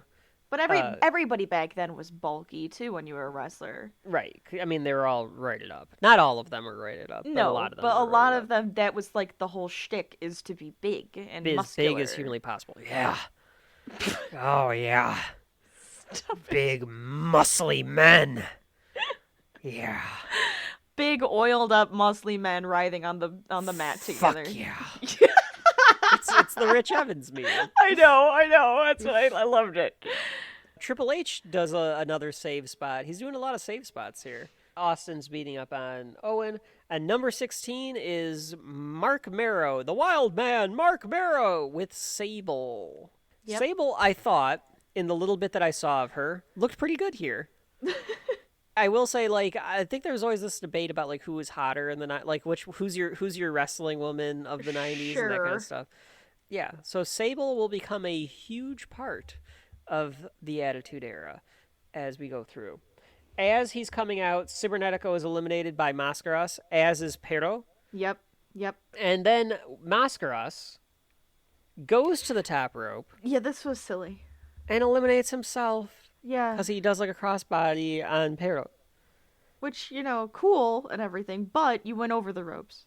Okay, so Here's the story on this, what I've heard, or what Was he I've not, read. Did he really not mean to do that? No. Okay. So he's a big deal, right? And you got to remember, a lot of these old-time wrestlers, they protect the gimmick. You got to protect your gimmick. Yeah. So he would not job to anyone. He would not let anybody beat him. Oh. And in the Rumble, you get beaten by going over the top rope. So he refused to let anybody throw him over the top rope. He was going to make himself go out. I guess they decided to have him throw himself out to keep him looking strong. That's fine, I guess. I think but it makes you look stupid. Yeah, it makes you look dumb. It makes you look dumber. Let have somebody throw you out. Yeah, have make them three all guys take have you to out. team make you them up. all come up to be like, oh, we got to take out this That's guy. better. Make them all take you out. That would make you look better. Absolutely. This just makes you look stupid. Because it's like, look how many had to take me out. You know, Yeah. It's like, no, I did something dumb and I took myself out. You look like an idiot. I mean, I guess if that's what he wanted, but it makes him look stupid. And he gets back in the ring like he doesn't understand the rules, which makes him look even dumber. Or maybe he was just trying to pull one over on the refs or something. I don't know, but it wasn't working. The crowd is not happy. The crowd does boo. Yep. And they tell him that he has to leave. At this point, Goldust clotheslines Triple H over the top, so Triple H Helmsley has been eliminated. So we're down to 4 guys in the ring, so the ring clears out a little bit at this point. He got knocked out faster than I thought he would, but maybe it's just because I'm used to the You're the used now to Triple the H game. and not. You're yeah, used to the I'm used to the son-in-law game. Triple H. I'm not used to old Triple H Hunter. Yeah. He's just a guy at this point. He's just not Hunter. Triple H yet. Yeah. Owen with a really nice enziguri on Austin Yep. because these guys know how to wrestle. Wrestle. And number 17 comes out, and it's Latin Lover, so another AAA guy. And JR says, that's the Latin Lover, and Vince goes, certainly is. Because again, he has no idea what to say about these guys. Latin Lover, though, I will say this for the Latin Lover in this match, he holds his own. He looks like he belongs in the ring with the WWF guys. He does. He kicks Goldust right in the keister, according to Vince. And then Vince does this Vince McMahon laugh. He goes, ha ha ha ha! Well, because he's laughing at himself, too. He's like, ha, did you hear what I said? Because it's funny. Laugh at my joke. Right. And Vince does, I guarantee you Vince thinks that the word keister is funny. I bet he does. It's just like, facial area keister. Okay, calm down. Calm down. Exactly. Latin Lover gives a super kick to Owen, and he does the thigh slap that is notorious nowadays, but the crowd must not have been totally used to it because they ooh when he does it to Owen, which I love the thigh slap. I know some people don't like it, but it does make it sound more impactful. It does. Which, in real life, if you got kicked in the face, there would not be any noise. But the thigh slap makes something. Again, it's like a pow. It's like an old comic book. Like it's onomatopoeia, so that you know something impactful happened. Exactly. I guess Sable and Marrow must have been having like some relationship difficulties or something, but they look back together. And King says that he thinks that Sable might have her eye on the Latin Lover or Rocky Maivia, and Vince goes, "Well, she certainly doesn't have her eye on you." I love Vince's announcer voice. He really, yeah. You said he was a good announcer. I don't know about that. I kind of like him. I like him. I mean, he's not JR, but so like corny, and he's then very corny. He uses he's very the corny. wrong phrases every time. He is very corny, but there's something comforting. No, there's get something it. comforting about his voice announcing the match. I like the 3 of them together. I'll say that. Oh yeah, I mean, they try to work off each other a lot. Yeah, if it was, I mean, just JR and King, of course, would be fine. If it was like King and Vince, I don't think it would work because you need JR there to like call the to actually moves say and what's give going the on. history. Yeah. You can't have 2 goofballs next to each, like doing the announcing. You have to have somebody stable. Goldust goes for an elimination on Owen, but Owen skins the cat. Skinning the cat meaning you hang from the top rope, and then you. This has to take some core strength. Oh okay? my god, so much you core and pull upper yourself strength. up over the top rope and like bounce back in. That's skinning the cat. It's an athletic maneuver for sure. Absolutely. Doesn't he do a flip too with that? Yeah, you have to do a flip to get back in. Oh yeah. my gosh. Missed drop kick by Marrow, and then Owen dumps Goldust. Yep. He gives him like a clothesline, which I think Goldust was supposed to go over the top, but he couldn't quite do it, so then Owen just kind of clubs him out of the ring. Number 18 is Farooq, so the Nation coming back in to help Farooq. The Latin Lover at this point gets a little too much momentum trying to take out Farooq. He tries to get like a running start to take out Farooq, but Farooq uses the momentum against him, and he tosses Latin Lover over the top, so Latin Lover is eliminated. And then the crowd starts to pop. Well, at first Austin and Farooq go at each other, and they start beating the shit out of each other. It's really good to see. These two guys start just hammering home. Would you consider, was Austin the director of this match? He had to be, right? It kind of feels like that, because he's in there for a while, and he tends to be in corners a lot. So it's like, but he also knows how to jump into it like with another person, and then they grapple and they hit each other. I feel like he was the one that was being the director. I mean, it feels that way. I don't know if this is officially how this match works, like how the gimmick works. We over the years, because we're Royal Rumble connoisseurs, we've noticed like you have your Iron Man, your guy that stays in for a very long time. There's always kind of an Iron Man and things like that. But the Iron Man always usually seems like he's also directing the time. Like, he's always kind of the guy that goes over to the ref and says, how much time do we have? Sure. And try to figure that out. Like, we've always called the Iron Man / director. Like, the director doesn't have to be the Iron Man. No. There can be a guy that is there for half the time, and then another guy comes in when that guy gets thrown out, and that guy is the director. Yeah. Exactly. But, I mean, I don't know if that's true or not. Like, folks, let us know if, like, we're crazy, if you have any, like, knowledge about the Rumble. But, like, there always just seemed to be, like, a guy that does that. We always try to figure out who that is, because when we play our Rumble game. So, yeah, Austin and Farooq are going at it, and the crowd starts going nuts. And the crowd's going nuts because here comes Ahmed Johnson again. Yep. And this time he has a gigantic piece of wood. Like, this thing, it's not a 2x4. I don't know how big this thing is. I don't know. It's huge. It's thin, but it's huge. And Johnson's having a hard time using it because it's so gigantic. But he's, like, clubbering Farooq in the back with it. And JR loses his mind. And he goes, he's got lumber!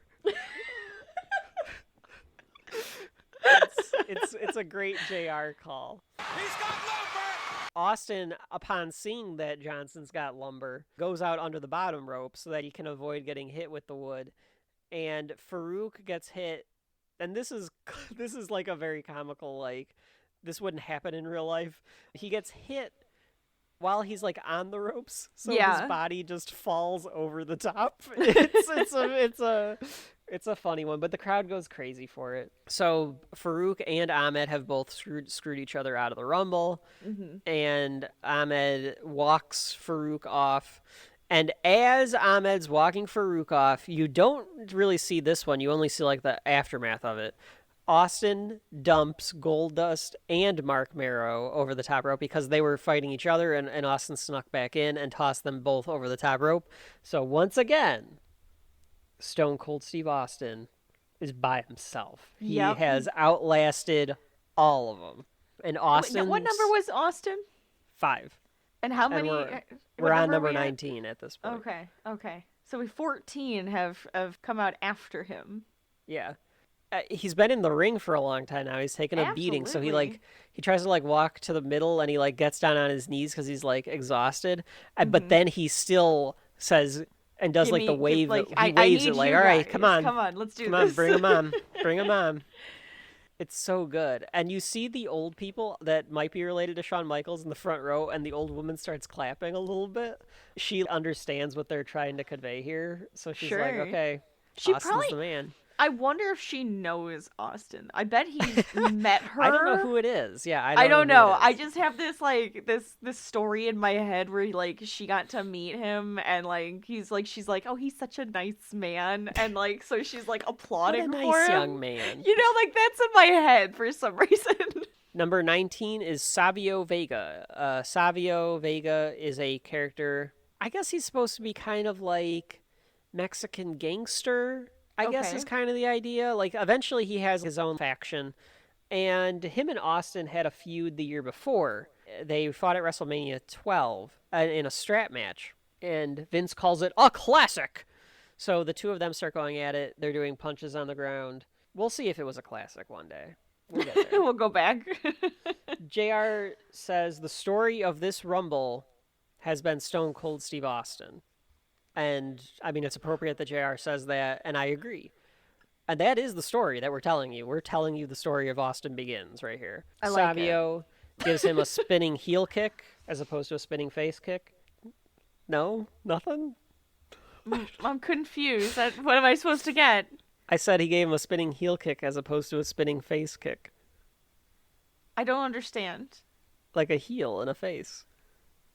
Oh my god. I didn't get that right Nothing? away. All right. Never mind. I didn't get it right away. I'm sorry. Someone laughed at that joke. Austin reverses an Irish whip, go behind by Savio, a push off by Austin, and then Austin slingshots Savio Vega. And when Savio gets up, Austin clotheslines him over the top rope, and Austin is by himself again. Again. And Vince says he's all by himself. You may say he's with all of his friends because he has no friends. So he's by himself. And the crowd starts to cheer at Austin at this point. Well, yeah, because it's a bit he's more getting some exciting cheers now. from some of the smarter fans in the audience. And JR's like, he's single-handedly taken out more men in this match than anybody. And Yep. Austin's waving him in again. and He's here we laying get- there, tired. And here we get number 20, Jesse James, a.k.a. the Road Dogg. Jesse James. Not the cowboy. Not the cowboy. Rachel, did you recognize Road Dogg at all? He's from the Attitude Era. He's part of the New Age Outlaws with Billy Gunn. Yeah, a little bit, yeah. At this point, though, he sucks. I mean, he sucks. He sucked then, too. But, I mean, he got better, like, at least with crowd and Sure, mic some work. of them grow. King says he's a promising young singer. He wishes he would promise to stop singing. These jokes. He starts going off on Austin. He does a little shake, rattle, shimmy thing with a clothesline, and then he starts to do the yes, thank you, Rachel's doing the double J strut. Austin tosses him over the top rope, but James hangs on, so Austin gives him a Judas effect and elbows his ass off the ropes, so he's eliminated. And then Austin's by himself again. The smart fans realize, Again. And then you get those beady little eyes. Oh, hell, son. I'm all alone in here. Where's the competition? And he starts taunting the crowd. He's giving them the up yours. Yep. JR That's kind very of says, Austin. oh, yeah, because Austin does not give a rat's ass if you love him or you hate him. Right. Austin's taking a breather again. He goes up on the turnbuckle. Number 21. As the clock runs down, you hear boom boom boom boom boom boom boom boom boom boom boom boom boom boom boom boom. But at that Austin realizes it's Hart, and he gives the best reaction of like, "Ah, damn it!" Like now I got to take on it. Now I'll say this because Austin looks like such a badass throughout this whole thing. Yeah. Like the reaction is a little bit. Do you think it's a little bit too, like, over the top? Well, do you think it's a little bit too like scared? I think it's not so much scared as it is great. I'm going to be even more tired because this guy's going to take a little bit more for me to have to deal with. I don't think it's like, oh God, I'm going to lose now. This is it. Like, I don't think it's that. Yeah, it's just like, after all that, now I have to take on Bret Hart. Like, I'm been in here for so tired. long. Yeah, I'm tired, and now I gotta get after freaking You Bret. actually gave me a challenge now, finally. Yeah. And Bret and Austin had been feuding. So, to explain the feud a little bit, because we haven't done we haven't done the 96 Survivor Series yet. Austin, throughout the fall, was saying he was the best wrestler. And Hart was on vacation, so he started taunting Hart, because he was like, if Hart thinks he's the best wrestler, he can come find me. So the two of them have like a match at Survivor Series, and Hart wins because he outsmarts Austin. So they're feuding. But I agree. I like your interpretation of that, Rachel. It's almost Sure. like it almost gives Austin, again, another like stroke of being the guy, being the man, because he's been in there. He's been taking on all comers. Right. And now you give him Bret Hart. Like, Bret should have been in here first. And Austin does get over it pretty quickly because as Hart's walking down the aisle, he does, like, give him, like, the, come on. Come on, let's do this. He's like, all right, fine, let's fight. Hart gets a huge pop from the audience, as he should. He's Bret freaking Hart. Bret he's- the Hitman Hart. Bret Hitman Hart. He's one of the greatest wrestlers ever. And the two greatest go at it. And the crowd is super into it. They're going absolutely nuts. Hart gives an atomic drop to Austin, takes him down to the corner, punches and elbows. Vince talks about how Hart's mad because he isn't the champion. He thinks that he should have been the champion because a few weeks before this, he got kind of screwed in a match against Sid for the championship. He blames Shawn Michaels for not winning the championship in that match because I guess Shawn must have like got a DQ against Bret or something. And JR says that Austin's been in there for over 20 minutes. So Which is the two long. guys, Like, it might sound like it's not long if you don't understand wrestling. That's a long amount of time. yeah, that's a long time. That's endurance. Think about it that way. If you were doing some physical activity, High 20 minutes high is cardio. a long time. Yeah. Yes. And strength and all You're pretty doing a much hit everything. workout. You're doing a hit workout at And this you're point. lifting people up and you're Yep. getting hit. Hart puts Austin into the sharpshooter in the middle of the ring, and number 22 is the King. So the King's music hits. This was so silly. Did you like it though? So silly. It felt very king-like, so I'll give it to him. It's fine, but So he's like laughing. yeah, he takes off the headset, he takes off the jacket, he tells Vince, "It takes a king." And then he walks away. He walks into the ring. Hart stops giving the sharpshooter to Austin. He punches King, and then he uppercuts him, and King flies out of the ring. Over the top ropes, and he's out. And he looks picks- completely like... He looks out of it. Because it's like his eyes are closed. It's like he just got totally confused from what just happened himself. Oh yeah, and he puts the headset bag on, and he goes, "To Noah King, McMahon." Like he finishes his sentence, and he tries to play it off like nothing happened. Like I didn't go in there. What are you talking about? Yeah, I just got up for a second. Yeah, so he's a little disheveled, and Vince is like, "You you're in there," and he's like, "What?" Like he's trying to pretend like he can't Right, hear and it's all like, of a sudden. You having trouble getting that jacket back on? I liked it. A good little spot. It was silly. Yeah, it's a sometimes good you need a little- little bit of silliness, a but good- when a- it calls for it. Right, a good Rumble has a good spot of little comedy in it. And It can. King works for that. King works for comedy. Austin gets headbutted in the abdomen. JR says Hart thinks he shouldn't have been in this. And King repeats it. And he says he shouldn't have been in this. And JR goes, "That's what I said." And King goes, "No, I don't think he should have been in this at all. I don't think he should. I don't think he should even be here. Like he shouldn't have been allowed in it." Yeah, that's what I said. No. You misunderstand. Yeah, I like it. Like you can. They're good together. They're No, good they together. are. They are. Number 23 is Fake Diesel. The fakeness. When you say fake, it's hilarious. That's what. Even the No, I Wikipedia get it. page says Fake Diesel. Rachel, did you recognize Fake Diesel? Okay, I had an idea when you asked me this before. However, I don't think it is who I think it is. Maybe it is. It's not Kali. It's no. It's not Kali. No. Kali comes way later. Because he Take has a the look at his hair. face. He's like Can the you- size of him. Pull him up. Hold See if on. you got. I don't know who. He's one of your favorites. No, he's not. Yeah, he is. No, it's not. No, it's not. It's Isaac Yankem himself. It's the mayor of Knox County, Tennessee. I forgot he was the fucking mayor.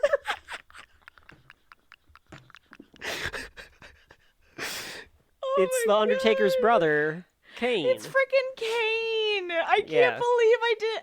Oh my god. He looks so different. I hate how he looks now, honestly. But He looks svelte here. He's in some He serious looks shape. good Yeah. here. Yeah.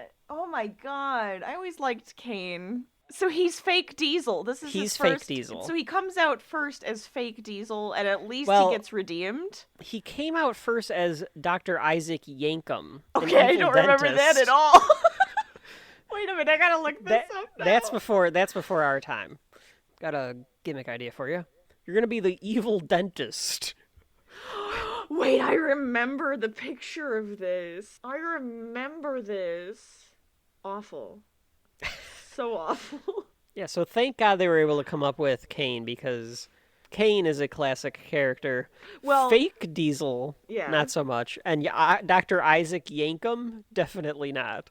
We'll get to Kane. I know, but yes, I'm sorry. But this is fake Kane. Diesel. So this was their big idea for Glenn Jacobs, a.k.a. Kane at the time, was playing fake Diesel, because he was tall and he had long hair, so he looked kind of like Diesel. He looked kind of like Kevin Nash. Diesel's trying to take Austin out. Austin eye pokes him. And then Hart and Austin go back at it. And then Hart does the great, I love Bret Hart's bump into the turnbuckle that he does, where he goes sternum first. He doesn't turn around. He takes it just chest first, which I always love. That signature bump from Bret Hart. Yeah. Number 24 is Terry Funk. Here comes Terry Funk. JR calls him middle-aged and crazy. I wanted to do this. Can we look up how old Terry Funk is? Okay, hold on. In 1997? Can we find that out? Because, You I know mean, what? he does look middle-aged and crazy because he's Terry Funk. He's one of the greatest wrestlers ever, again.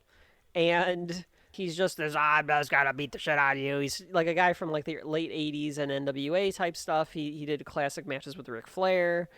And he became like a hardcore wrestler in the 90s. It was in death matches and things like that. He was 53. So he's 53. Rachel, how old is Goldberg right now? Goldberg. You saying Oldberg? I'm saying Goldberg. Are you Okay. saying boo or Or boo-erds? Boo-erds. 56. Yes. Okay. Goldberg Oh my is God, Goldberg. 4 years older than Terry Funk is here, which, one, shows you how weird time is. I could also tell you that like Austin in this match is a year younger than I am now. No! Yeah, That's I don't look older than Stone Cold Steve weird. Austin in this match. I was told I look like I'm in my 20s still, like early 20s. So I was like, I think it's just the way that time works. Like the next generation will look idea. younger than we do now because of just how people are able to maybe keep fresh. I think it's Keeping interesting. fresh. They're calling Terry Funk the old legend. He's middle-aged and crazy. And nowadays, Vince would be giving him a championship match. So, like, and just, Yeah, no, well, yeah, that's kind of crazy. Well, I mean, Vince himself is old, isn't he? That's weird. Well, Time is weird. That's how time works. I know, but it's weird. So anyway, Funk and Austin go at Now it. that I've had like a freaking crisis. Now Rachel's had a crisis. She's Fine. This is gonna Rachel's gonna think about like how life is fleeting, and they call Funk a southpaw. Funk, I guess, said the word asshole on WWF TV the night before because they keep talking about how they apologize for Funk's language. And him and Austin are going at it, which makes sense. They're two big Texas guys. There's this giant green sign that comes up, and it says Amarillo, Texas for Terry. Yep. And these guys like walk this banner across the screen. Very It's so strange. random. It's so weird. Funk does great little spots. He's like he's wrestling kind of goofy, which I mean that's Terry Funk's style. Yeah. I do like his kind of goofy style. And then Funk gives this terrible pile driver to Hart. He like clearly didn't lift him up right, so he just kind of dumps him. It's pretty bad. Number 25, Rachel, is Rocky Maivia. Okay, why'd you say that? Just Why'd take a you look say at it like that? Take a look at Rocky Maivia. You know who Rocky Maivia is. Oh, it's gonna be. Take a look at his. Those. I mean, you could look at his back and tell who Rocky Maivia is. Oh, Rocky. The Yeah. Rock. Yeah. Friend of the show. Friend of the Oh, show. yeah. Wonderful. Dwayne The friend of Rock show. Johnson. Absolutely. Vince goes fucking This crazy. This was not his first Shelf Life appearance. No. No, it wasn't. Yeah. No. Look in the archives, folks. His first acting debut came up in the archives. That's right. Well, unless you count this as acting, which I do, because then I don't have to pay liability like athletes. Yeah. Okay. True story. I'm not So surprised. Vince goes crazy because he loves Rocky Maivia. He wants to be the man, and immediately, Yep. Austin and Rock go at each other. Yes. It's like they're drawn to each other. It's kind of great. fascinating. This Rumble has so much foreshadowing. It does. And Did they plan this? I don't think they did. I think it's in hindsight, but it makes it a fascinating watch as a story. Yes. Because I'm telling you, Rachel, this is why I picked it. Because it's like the first chapter of... Like, Hart is very established, but like a lot of these guys are going to go on to be some of the biggest names, and it's just... It's a good start for a story. It I really think. is. Rocky takes down Diesel. He goes back over to Austin. He's clearly not over with the crowd. The crowd does not really like Rocky Maivia. Not right now. And they shouldn't. Wait for that name change. Yeah, he's not there yet. He's very blue. He's got very terrible blue. He's got terrible blue trunks. He's got this like He's Jerry a little curl. too bright. It's a little too bright, and I don't know how to just describe it, but that's what it feels like to me, is just bright and vibrant. Like, that's how he comes off, and it's like, that's not The Rock. Come on, give me The Rock. Hart can't quite get Funk over the top. Diesel gives a boot to Rocky. King says, maybe I should go in there. And Vince tells him, you were in there. All right, I like that they keep it going. I do like that they keep it going. It's funny. Because I think he's totally just like, I was going to say confounded. Concussed, you mean? Like he totally forgot? Yeah. Oh, like, you think from one you like the thing to possibility head. that King forgot that he was in there? Yes, like from just the big punch and the fact that he wasn't in there long enough for him to like remember he was in there. It was like he just got up, took his jacket off, and put it back on. Number 26 is Mankind. Oh, I love Mankind. AKA Mick Foley. And JR says, business is picking up. So we get the classic JR-ism. And the crowd gives him a good pop. He kind of deserves it. He kind of deserves it. So here he comes. And Rachel, do you see this ring right now? It's very It's full fucking stacked. It's stacked with like real wrestlers. This is, yeah. Just look at this ring. You've got Kane, The Rock, Terry Funk, Mankind, Bret Hart, and Stone Cold Steve Austin. Yes. This is a fucking rumble, man. Like, this is... Yes, it is. I only can't get over Diesel being Kane. I'm just staring at him. So at this point, I mean, none of them are seasoned except for Hart. Like, Hart is fully seasoned, Funk is over the hill, but the rest of the guys haven't really found their stride yet. Funk is doing a ton of save spots. Austin gives a big suplex to Hart, like a perfect suplex. Yes. It's like, it's awesome. Austin, at this point, I noticed, is calling spots. Oh, yes. Okay. He like bends down to pick up Hart, and he clearly is telling him to do something. It's a nice little catch. Well, it's kind of sucky. I mean, we shouldn't be able to catch it, but at the same time, it's kind of fun that we can catch it. I don't know why. The camera's supposed to block that. There's something fun, though, about being able to, like, find those things when you're watching wrestling. I don't know why, but it is. Like, it's not upsetting. It's not like, oh, it takes me out of it. No, I kind of like it. It's like, ooh. Yeah. Only wrestling. Coming. Like if Chris Evans turned to Robert Downey Jr. and said like, duck 2, I'm gonna throw the shield. Like you wouldn't want that. But no. Yeah. Number 27 is Flash Funk, who I think is a fairly decent wrestler in ECW and Japan. But Vince was like, well, he's black. He's gonna like funk music. Flash, you're so funky. Again. Thanks, Vince. Thanks. Bret Hart gives a very good pile driver to Stone Cold, and Austin sells it like his head bounces off of the mat. Yeah. Funk goes to the top.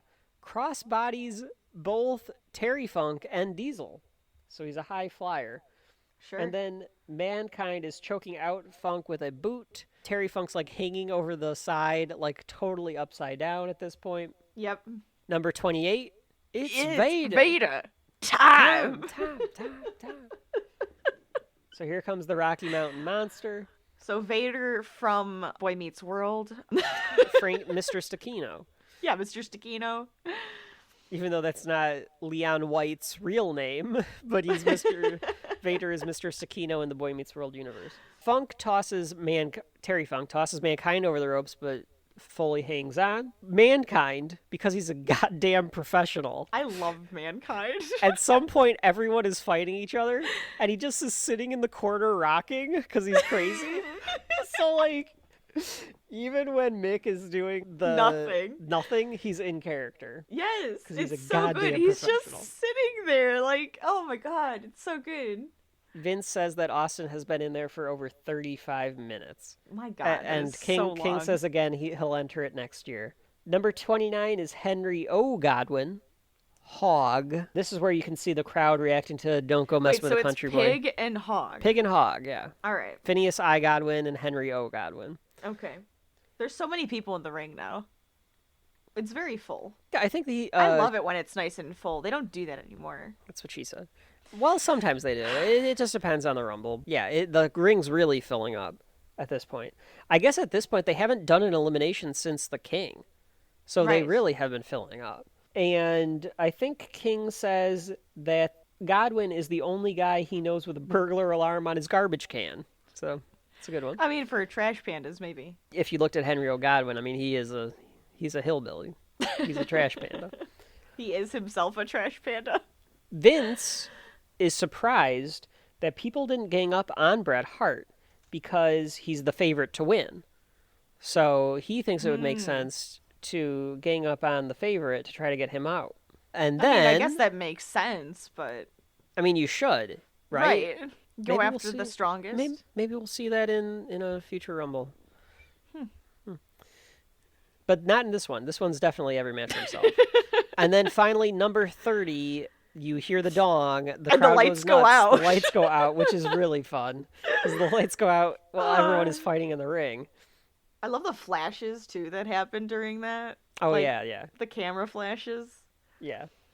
And then Vince, maybe he changed the end, because he goes, and here comes the winner, when the Undertaker comes out. Well, or maybe he's betting on the Undertaker to win. Maybe that's his whole shtick is like, oh no, this guy's gonna win because it's the Undertaker. He clearly what he's trying to convey is like being the last guy in is a huge advantage. Oh, sure. But it does come off as oops. He's either booking on the fly or he wants the Undertaker to win. Right. Undertaker so again, still looks huge, but man, Kane is also very large. Yes. Yeah. They are two very large individuals. So JR says one of these men left in the ring will wrestle the WWF champion at WrestleMania. Yep. And let me tell you, a couple of these guys, not like the others. Because you've got Austin. One of these things is not like the other. You've got Austin, Hart, Taker, Mankind, Rock, Kane, Vader, Terry Funk, and then you have Henry O. Godwin and Flash Funk. So it's like, here's some of the greatest wrestlers of all time and two guys. I mean, it would be kind of fun being them, though, in the ring. Well, I guess you don't really know at the time. Yeah, they don't know at the time. They're in with, like, this Hall of Fame class of the Royal Rumble. Yeah. Vader and Taker go at it. Taker starts punching everyone. Taker grabs Austin, gives him a choke slam. It's a good choke slam by Austin. Like he does some good choke slams, though. Well, again, like the guy you're giving the choke slam to has to be good. Both like have he has to to get up. I actually think that giving Vader the choke slam is more impressive. Vader gets up for this fucking choke slam. Yes. Like I think that's impressive. Well, you and I used to do like the wrestling moves. Yeah, I remember doing the choke slam. Yeah. That was fun. Yeah. The choke slam on Vader gets a good pop too. Diesel and Taker go at it. Taker gives Diesel and Flash Funk the noggin knocker. So Undertaker and Kane going at it here. Prelude to that. I love it. Flash Funk charges at Vader. Vader catches him. Oh, this is good. And then throws him backwards. Just hurls his Over him. ass over the top. Yeah. Doesn't even care where he lands. At least that's what it looks like. It feels like, yeah. I like that King keeps changing his pick. And I think that's a running gag that he does throughout the years, is that he's he always does that. I pick Taker. No, wait, I take Vader. I love it when it's like a couple of the years I remember him picking people, and they'll be in for a while, and then they get knocked out, and he goes, no, I said it's going to be that one. And then he picks another person that's like in the ring, and they'll stay for a while. He does something interesting with this year, because he goes, if it comes down to Austin and Hart, he takes Bret Hart. If it comes down to Vader and Funk, he'll take Vader. And if it comes down to Taker and anybody, he's taking Taker. Rocky tries to eliminate Bret Hart. Austin helps Hart. And I'm assuming he does this because he wants to eliminate Bret Hart himself. Like, that's the logic I'm using there, because why would he help somebody stop Bret Hart? Because he wants Bret Hart at the end. He wants Bret Hart. It's the only thing that makes sense. Funk and Austin start slapping each other in the chest. They're doing the chops. I feel like Austin's having fun with Terry Funk, is basically what's going on. So some time passes now. They're just all beating each other up. So we've got like the finals guys here. Taker decides, fuck this. After a couple of minutes. I love it. He grabs Hog by the throat, and he just hurls him and tosses him over the top rope. Absolutely. It's great. Now we have the Hall of Fame Rumble finals. Now we've got it. Everybody in this ring's a Hall of Famer. Hart, Austin, Rock, Taker, Kane, Vader, Funk, Mankind. Who's going to win this match? Who's going to WrestleMania? Rock goes for a move on Mankind. He catches Rocky, again, foreshadowing, with a mandible claw, and he takes him over the top rope. Funk gets caught in the rope because now Funk and Mankind are going at it, and he's teetering. Mankind does his clothesline over the top rope, which is like a classic Mankind maneuver, but both guys hang on. That's a pretty good move. Oh, I love how it. They hang on. Oh, yeah. So then Mankind is on the outside, Funk is on the inside. And Funk is trying to suplex Mankind over the top rope, but Mankind reverses it, and he eliminates Terry Funk by suplexing him onto the outside of the ring. So now Funk's They do gone. a good job of that, because it's like, if that was like how they planned it, they really have to hold on. Yeah, and hold you gotta on hold to on. each other, Yeah, and you like really gotta make sure hold. the moves are hitting properly. Otherwise, the other person could get out really easily. Absolutely. Well, there's some Rumbles for sure that the guy accidentally, like, Sure. he's supposed to stay in. Like, we'll point those out too. Taker boots Mankind off the apron before Mankind can get back in. So now Mankind is out. Yep. And as this is happening, Terry Funk and Mankind start fighting each other on the outside. Because they're Terry Funk and Mankind. Sure. And the two officials are trying to break it up because, they're not supposed to be fighting. And then Mankind is even trying to, like, get back into the ring because he doesn't want to believe that he's been eliminated because he's crazy. Yep. While they're distracted. Oh, this whole thing happens. Oh, this is big. Pay attention, guys. While they're distracted, on the other side of the ring, Hart sneaks behind Austin and eliminates him, and the crowd goes crazy because finally the villain Stone Cold Steve Austin has been eliminated. Right. But Austin, because he's savvy, Slides and he's smart, back in. and he's a cheater, sneaks back in because he knows that the refs didn't see him. So Right. the refs didn't see him get eliminated. He goes behind Taker and Vader, who are fighting in the corner, and he uses the leverage to eliminate both Undertaker Boom. and Vader Out. on the one side of the ring. And then he goes to the other side of the ring where Bret Hart has just eliminated Diesel. Yep. And before Hart knows what happened, Austin sneaks up behind Hart, and because Hart thinks that he won. Yep. So Hart starts to celebrate for a second, and then Austin throws Hart over the top rope, and the referees... And that's when the refs turn around and realize see it Austin's all. the last guy in the ring, and the refs declare Stone him. Cold the winner. Yep. Austin's been eliminated. Austin, wait a minute. He was in there for 34 minutes. Yeah, the referees didn't see it. Austin has been eliminated. Wait a minute. The Undertaker and Vader have both just been eliminated. But Austin eliminated with... And Diesel's been eliminated as well. And now it's over. Oh, no. No. Wait a minute here. Here is the winner of the 1997 Royal Rumble, Stone Cold Steve Austin. He eliminated him. I didn't actually see Austin's feet hit the floor. So Stone Cold Steve Austin by hook or by crook, is the winner of the 1997 Royal Rumble. He also just books it out of there. Oh, yeah. Well, because he knows that Hart's going to have a shit fit. And he doesn't want to get in Hart's crosshairs, so he gets the hell out of there. Right. So he doesn't really celebrate his win, and Hart has a fucking fit. He comes in the ring, he's pissed, he's pleading with the refs, he's telling them, I threw him out! Yep. And Hart's obsession with the title is evident. Oh, yeah. So I like the story that they're telling here with Bret Hart.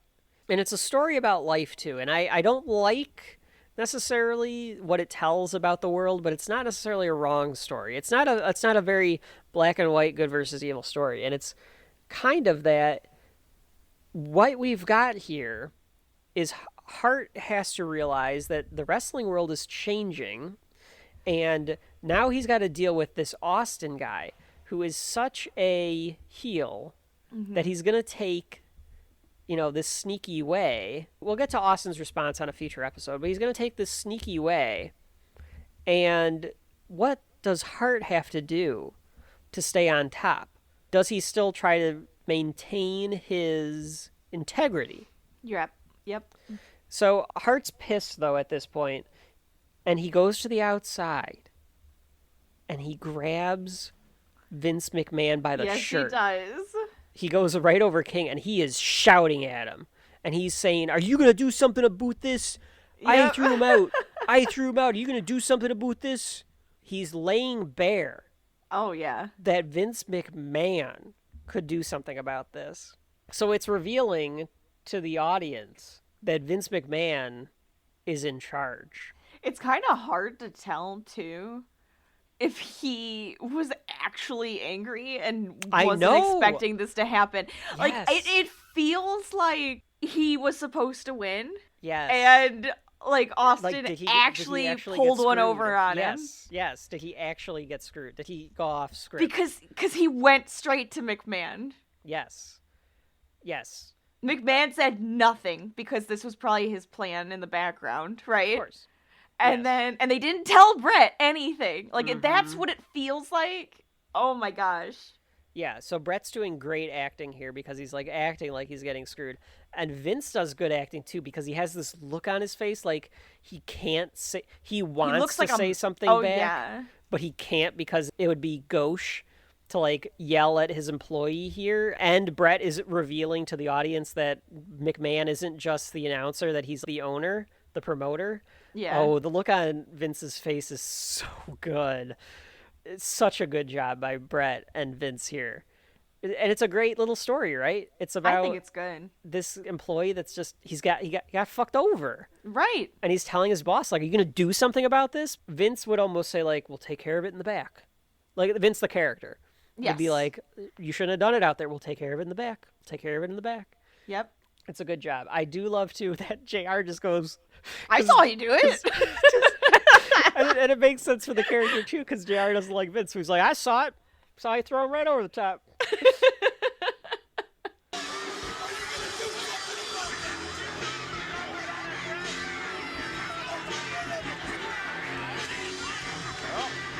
I saw it. You threw him down. I think it's also so don't come at me. I believe you. Yes, I trust you. Exactly. I'm on your side. Hart pouts to the back, and the whole time Austin's music is playing, it's driving him nuts. And Vince says, talk about unsportsmanlike conduct. And King says that he should be suspended. And Vince goes, no. So Vince is revealing that he has some say in that matter. And he goes, no, he's just very emotional. It's a very emotional night for Bret. I like this idea of you're seeing that Vince is behind the curtain a little bit. Yeah, it is kind of fun. It is really fun that Vince is in front of the curtain pretending he's not behind the curtain. I like that. It's a nice dynamic. Yes. And then they show Vince on the screen because they're showing the announcers talking about it, and the crowd boos. Because now the crowd realizes something is up. It is good. To your point, Rachel, it's good. They want the match restarted or something. Sure. It's good. I like that feeling too. I wonder if McMahon got the reaction he wanted from the yes, crowd? that's a good question. That's a so good like question. when he was shown on the screen and they booed, is that the reaction he wanted? Yeah, I don't know. And that's a good question too, and that's what makes wrestling kind of fun as well, is that the crowd plays a big role Absolutely. in how these stories are unfold. I 100%. Absolutely. And I do like I like King's comeback here against this. He says, in the NFL or in Major League Baseball, if the refs or the umpires miss something and you see it in instant replay, too bad. The ref already made the call. Right. So he should stop his whining. I kind of like that observation from King. It's true. It's true. Yeah, it's absolutely true. So in any event, it's over. And that was the 1997 Royal Rumble match. We've got one more match left. And it's a package for Sid and Shawn Michaels. So here we go. They're lying about the fact that Michaels' bad attitude comes from being provoked. They're like, for Sid, bad attitude is a way of life. But for Shawn, it's about being provoked.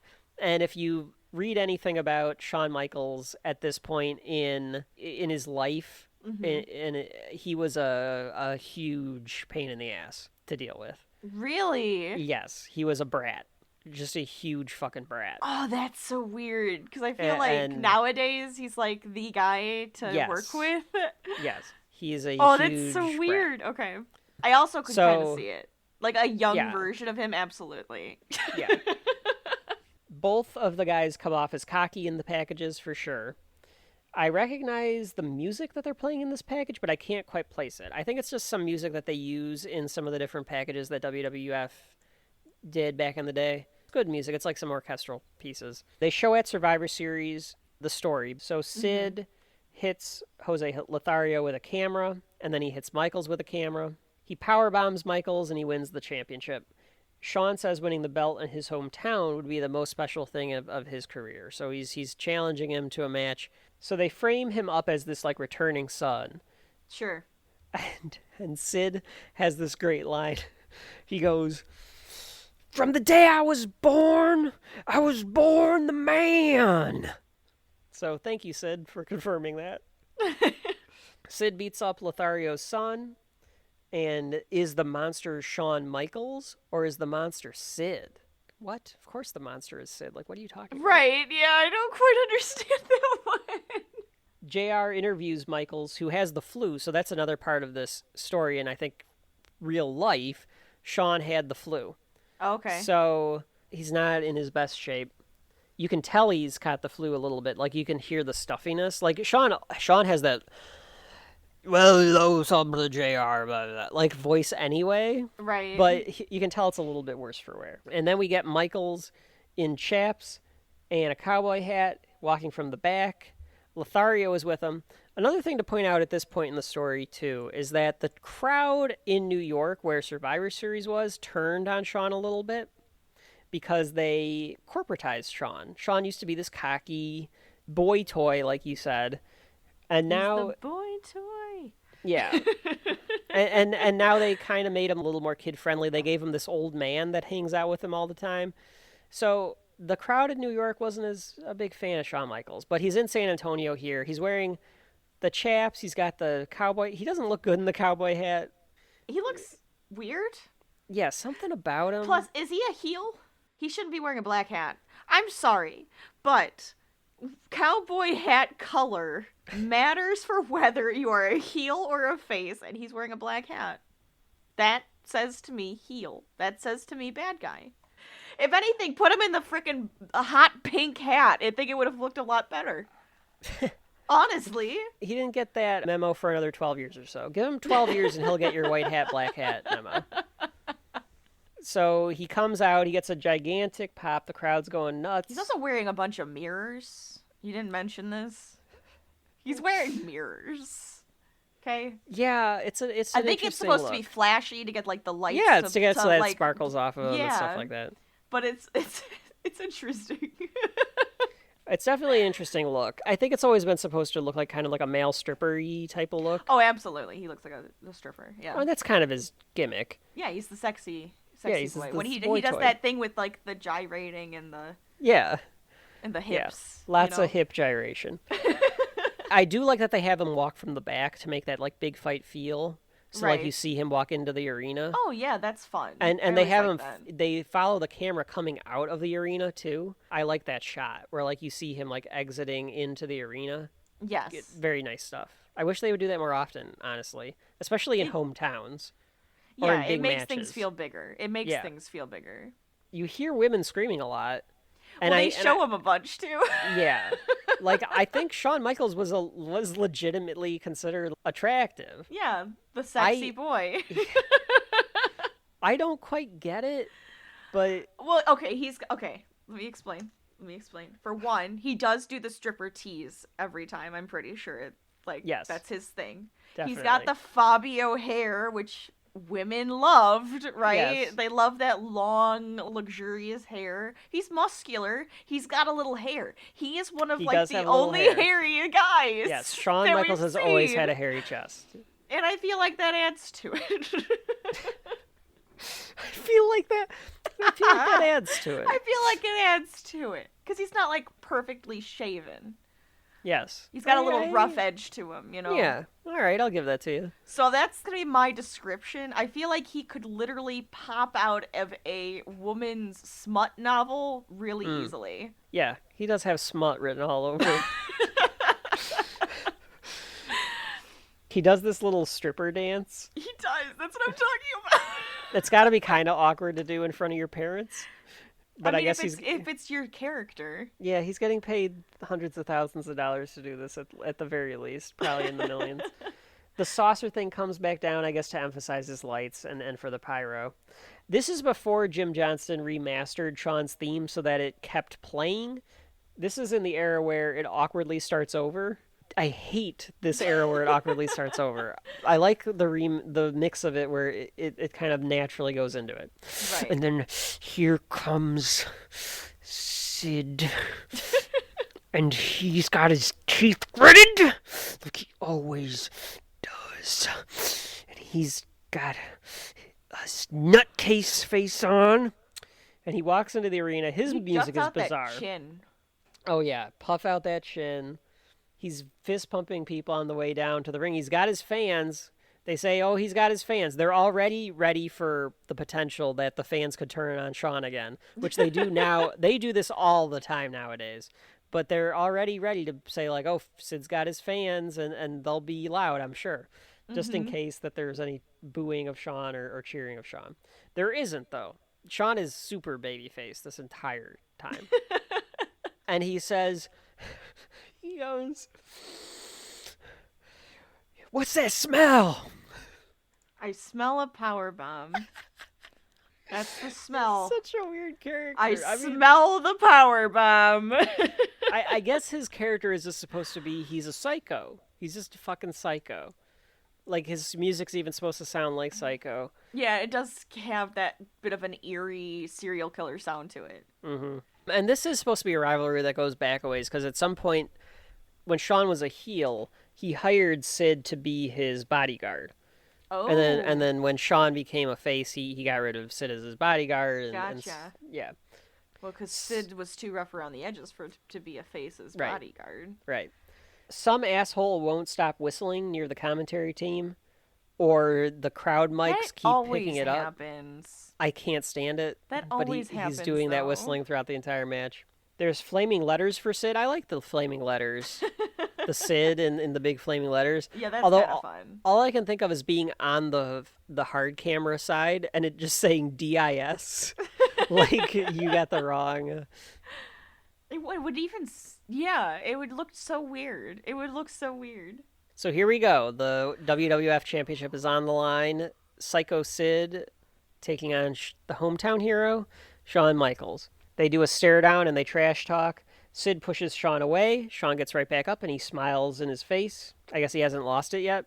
Hasn't lost his smile yet. Sid looks back because he's paranoid before he does an Irish whip. I do like that. I like those little touches that Sid gives where he does like little paranoid looks around, like is somebody going to come out and get him? Right. And Michaels counters into a crossbody and he starts pounding Sid's face onto the mat. Crowd goes wild.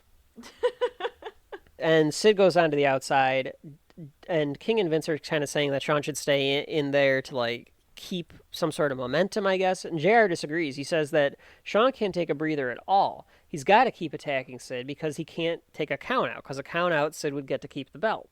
Right. So good strategy there by JR on the psychology here. Sid lifts up Michaels high on the outside, but Michaels rakes the eyes before he can do anything, before he can drop him. Shawn goes to the top rope.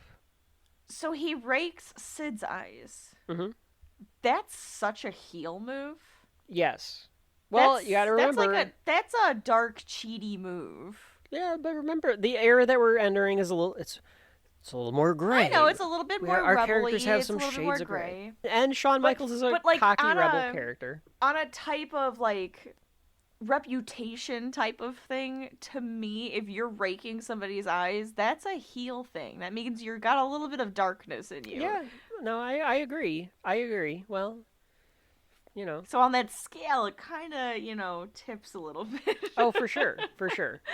I guess you could make the argument that because he's the underdog in the match, because he's the smaller of the two, even though Shawn is still like 6'2", like he's a big guy, but... Is he that tall? I always thought he was a little guy for some reason. Well, because in this era, he always took on giant guys. Because he's really good at playing the small, flippy guy, the small underdog that can do the high-risk stuff, that he always needed to be in there against big giants, like Vader and Diesel and Sid and Taker. So he always looks smaller than he actually is. If he was in there against Adam Cole and Bryan Danielson today, he'd look way bigger than them. Right, that's true. So Shawn goes to the top rope because Sid goes back into the ring. So Shawn goes to the top rope to try to get him. And again, this is the third time we've seen this in the match. Sid catches him and does a power slam on him, catches him with a crossbody and power slams him. And now we slow it down. Sid puts Shawn in a camel clutch. Mm-hmm. That feels like it goes on forever. It does. But he's got this weird look on his face where he's like looking out in the crowd, and I can't tell. Because he's paranoid. Yeah, he looks so paranoid. Right, that's part of the character. I did catch a couple of things to point out here. They point out Jose's stupid son. I don't know if he ever did anything in the business, but they point him out. There's a point where Shawn is in the camel clutch, where Shawn's parents are in the crowd and they're signaling something to someone else at ringside, and they're both like nodding, and I think there's other members of Shawn's family are like somewhere else in the audience, so I think they're like talking to each other. Oh, okay. That's funny. Oh, I like that she's chanting for him too, though. It's so nice. Eventually, they get out of that camel clutch. Shawn ducks a move by Sid while he's in the clutch, because Sid tries to put all of his weight, like kind of come down with all of his weight on Shawn. Yeah. Shawn ducks it and kicks Sid in the shin with a boot. Reversal of an Irish whip, and Shawn does the Harley Race whip over the top rope, which is a classic Shawn maneuver where he like goes head over heels. Right. And then just kind of gets dumped on the outside. I always like that move by Shawn. Shawn and Brett. It does look really good. Shawn and Brett both have unique ways of going to the turnbuckle. Yeah, that looks really good. Sid is calling spots here. Heard him say something to Shawn. Sid drives Michaels back into the ring post. He picks him up and pushes him into the ring post here. He puts him in the ring. After doing this, he only gets a 2 count. And then Sid starts working on the back. And this is before Shawn Michaels had really bad back problems, because like that became a lot of psychology in later Shawn Michaels matches. Right. So interesting that they're kind of doing the back, and they're doing like chin locks and stuff. Is this like the stuff. setup for it? Or he's like, or maybe later. Well, because does he have real back issues, or is this not just at this the point? Setup? Not at this point. This is just the target area for Sid. So I'm wondering if it's like, oh yeah, you can go after my back because I don't have any issues. And then it's like, now I have issues. Yeah, but he would use that. Like they always use like the issues. Oh yeah, sure. The camera catches Shawn calling a spot because Sid goes. It just zooms in on Sid's face and he just goes, okay, and nods his head. So like clearly Shawn is calling some sort of spot. Couple NWO signs in the crowd. You can catch these. You get a sign that says, Sid rules the world. Big clothesline from Sid. Yep. And Sid takes the opportunity to taunt the crowd. He gets 2 on a cover. He waits way too long to get a 2 on the cover. Whip to the buckle, and then we get a bear hug. So another frickin' rest hold. Yeah, there's a lot of rest holds. Sid's not a great wrestler. He's a good character, but he's Sure. not a very good wrestler. And Shawn's sick. Like, remember, Shawn has the flu. Oh, yeah, that's true. So they have to kind of give him a couple breathers so he can keep going. Shawn's mom at this point, I guess, just... She looked worried. Yeah, like, I don't know if a couple of them just kind of looked like, is he okay? I don't know if she's acting, or, I mean, you could truly be concerned that your Oh son yeah, could you're get watching hurt. your son get his ass kicked in a ring. I would be kind of like, oh, just be careful. Oh, just be careful. Plus, you don't feel well, so be careful. That's like, I could imagine that actually being like her true face. Yeah. Well, no, I mean, we've seen it. We've heard, Mick Foley's kids.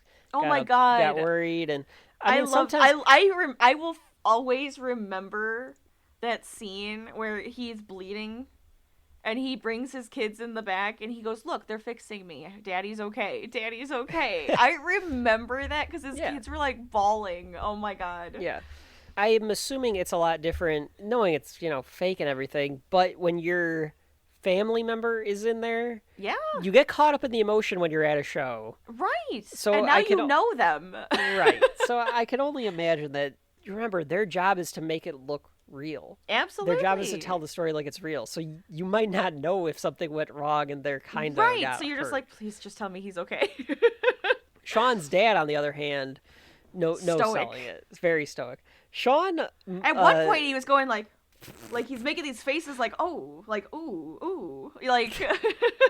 I don't know if he's just like, oh, that's obnoxious, or does that hurt? Shawn today is starting to look a little bit like his dad. Is he really? Yeah, it's a little sad. I mean, it's time, but it's a little bit like old Mr. Hickenbottom there. I thought that Shawn's dad is looking like he's trying not to laugh, to be honest. But I could see that. Oh my God, yeah, he does do the okay. I mean, because he's sick, and they don't it's, and they want to make it a good show. It's kind of like, okay, I can do this now. Let's do this one. I'm feeling up for this one, or I need a breather. Hold on a second, I need a breather. All the wrestlers do it, but yeah, I mean, they call it in the ring. Shawn fights. It kind of just looks like his character is just going, okay, I got this. Okay, yeah. Okay. You could. It kind of looks like he's talking to himself, so sure. it's okay that he's right. that it comes off that way, but it's just kind of funny. Michaels fights back, gives him an atomic drop, scoop slams him, an Irish whip by Michaels. He does the punch, and he does the classic Shawn Michaels nip up. He goes to the top, so here comes the elbow. Now it's time for sweet chin music. I love sweet chin music. It's good. You gotta get that. You gotta get your leg up there. Go straight to the face. Like, if you actually did that to somebody, I think it would really hurt. Well, yeah. If you did any of this to anybody, I mean, some moves are impossible to do without your opponent helping you, but you could kick them in the face without somebody's help. I mean, I still to this day will go up to you and just go, sweet chin music, and kick my leg. Yeah. Yes, you will. Because I am a child. We will never grow up. It's fine. He starts shooting up the band, but Sid catches it and counters Michaels, and Michaels gets thrown over the top rope. So now we go to the outside again. Sid power bombs Michaels on the floor, but I don't think it's a very good power bomb. Like, he kind of guides him to the ground. Like, it could be better. Like, it's still good. Like, it's a good spot. Sure. But he just kind of puts him on the ground. And then he grabs the Lotharios, both of them, by the throat. Patterson's out there telling him, oh, Sid, don't do anything stupid now. Before he can do anything to them, though, Shawn starts to get back up. So Michael's getting back up, save the Lotharios. Sid slams Michaels into Hebner at this point, so the ref goes down. Choke slam on Michaels by Sid, and Sid gets kind of a visual pin. Yeah. It's kind of weird. I thought this was strange, because why are you trying to make it look like Sid could have won this match? Yeah, he could have, because he sat there for a while. Yeah, I thought that was very odd. I thought it was odd that Shawn even, because like I said, he's a brat, agreed to do that, but I thought it was very strange that they had that as a spot. And I guess maybe it's because Sid cheated to get the title to begin with. So maybe, but a little strange. But if he cheated to get the title to begin with, why would he get the spot to make it look like he could win? That's what I'm saying. So I guess maybe you just need to make him look more like a monster a little bit for whatever you have planned for him next. Yeah, sure. Mike Chioda runs in. Michaels kicks out at 2. Sid, because he's pissed off at the count, knocks out Chioda. Yep. You should have counted faster. You should have came into the ring faster. JR says that was stupid, and King says, well, it wasn't the right official. So at this point, there's no ref. Michaels grabs one of the cameras, and I guess... Again, to me, a heel move. Yeah, but dark. They're trying to go with that this is supposed to be poetic justice. They're trying to go with, fine. like, because this is what happened to Shawn, now Shawn, like, eye for an eye type of thing. So he hits... Sure. He hits Sid with the camera, and he gets on top. Hebner, the referee, slowly crawls over, but Sid kicks out at 2, or gets a shoulder up at 2. Yep. And Michaels decides, well, I'm got to tune up the band again. Crowd's going apeshit. He hits Sweet Chin Music this time, and the slowest count by Earl Hebner here. But we get the 3, and we get a new champion. Shawn Michaels has come home, and he's won. Oh, no, JR says this because it's a good JR call. The kid came home, and he won the WWF title. No, it makes more sense for JR to say this, especially in Texas, like the way he says things. They show Shawn's parents. They look satisfied. Shawn's mom doesn't even stand up. They look satisfied. Shawn panders to the crowd and celebrates forever. And Vince tries to put over the new generation. He hasn't realized that the new generation's failed yet, and that we're kind of transitioning into a new era of wrestling. A new generation. It's the new generation. Michaels goes out to his parents and hugs them. Goes to some kids in the crowd. It's lovely. Oh, they always do a lot for kids. JR says that it's his nephew. Yeah, it's his nephews. The only thing I can think of here is that if Shawn really has the flu in our timeline, he should not be touching anybody. Should not be touching any of them. He really should have a mask on. Absolutely. And then he climbs over the King because I love that King wouldn't move for him. Yeah. The King still kind of looks confused. Yeah, but I do like that Vince moves for him to let him celebrate. King wouldn't. I love that there's a sign that says, Shawn, keep your pants on, because at this point, Shawn's ass would come out all the time. Oh, sure. And then, after he's done with his family, he turns around and he hugs Vince McMahon. Right? He pats him, and he kind of does a headlock hug. Yeah. And Vince is like, oh, Shawn Michaels, oh my. And Vince laughs. It feels forced. And then he shoves his ass in Vince's face, and Vince laughs. Yeah. I like that too. He does. He literally throws his ass in Vince's I know. face. So interesting. He laughs for Shawn. He was mad at Brett. Right. Yep. And then the show ends. The show ends with Shawn Michaels being the triumphant hometown hero, and that is the end. And Steve Austin being the winner of the Royal Rumble. So you would think. So what's the match for WrestleMania, Rachel? WrestleMania 13. It would be Steve Austin against versus Shawn Michaels. Shawn. Yeah, absolutely. That's what you think. Yeah. That's what you'd think. Well, one day we'll find out when we continue our story through Shelf Life of the Attitude Era. But that brings us to the part of the show. We're at the end. We've gone through the whole thing, all 2 hours and 52 minutes of the 1997 Royal Rumble on the Peacock. Rachel, are there any matches?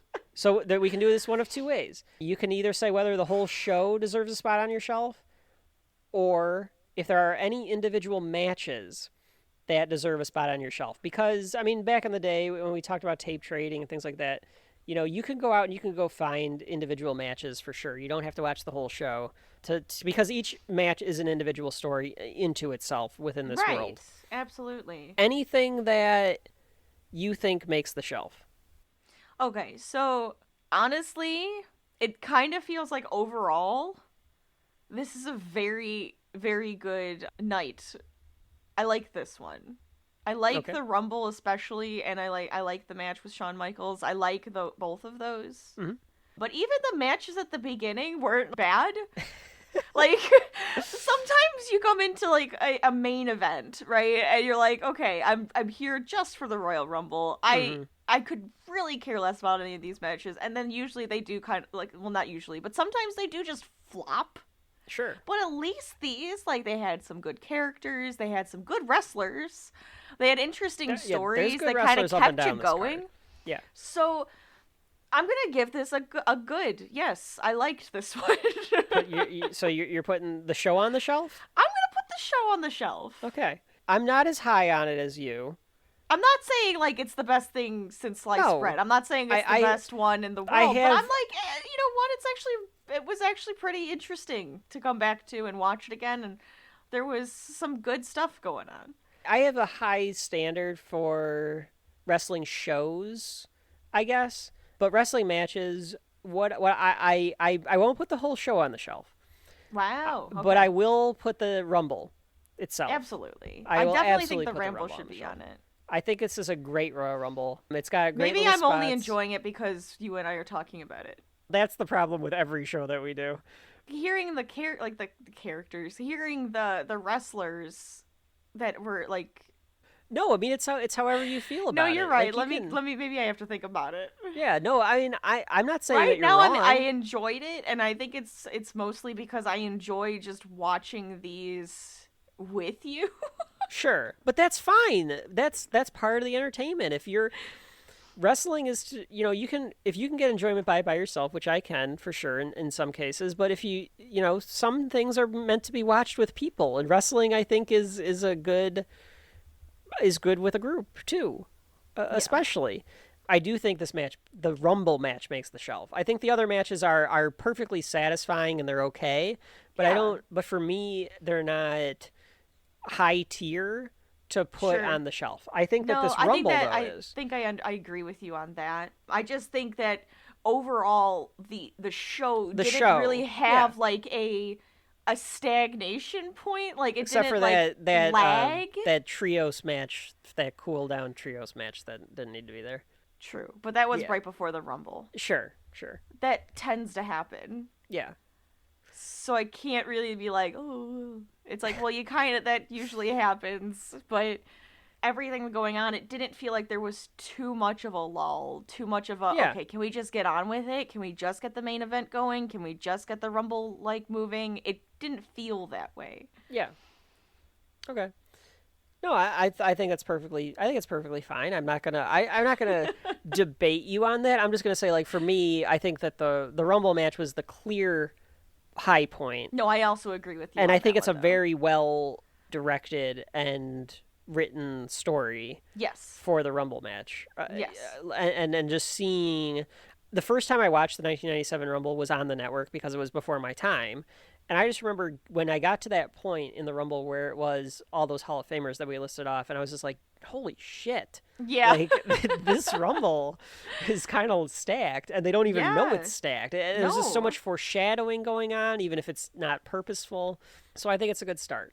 So yeah, the 1997 Royal Rumble. Folks, if you're not into wrestling, I would say definitely just check out the Rumble match, probably the Shawn and Sid match too. Those are the main stories. And if you are used to be into wrestling, or you're curious or watch the whole show, it's not a bad place to start, I don't think. And I like to recommend watching it with a friend. Yes. Because for me, the best part of wrestling is enjoying it with Kevin. So that's I'm gonna point it out there. It sounds corny, but that is why I like it. Sure. Yeah. You wouldn't necessarily go out and watch these on your own. Typically, no. Yeah. There's some matches I'll go out and watch on my own for sure, which we'll get to. Give us some feedback. Should we continue to do wrestling? We'll probably do it even if you say no. How often should we do it? Those kind of things. Did you like how we did it? Because we're doing the walkthrough, we're doing the stories, just how we would do it. And Right. it's new. It's a different booth at the Comic-Con than what we've been at so far. But it is So it is at this could get Comic-Con, your so it counts. this could get your feet wet, though. You might be interested. Absolutely. It kind of might explain why people like it. Yeah, and it's a television show just like the rest. So it's a valid form of art that we are going to explore. Yeah. Yeah, so I think that's it. Any parting words on the Royal Rumble 1997? Looks like Crush.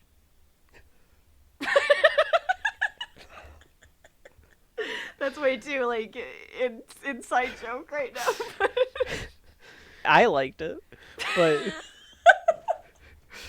I'll just say thank you all for coming. I'm Kevin, And I'm Rachel. and this has been Shelf Life.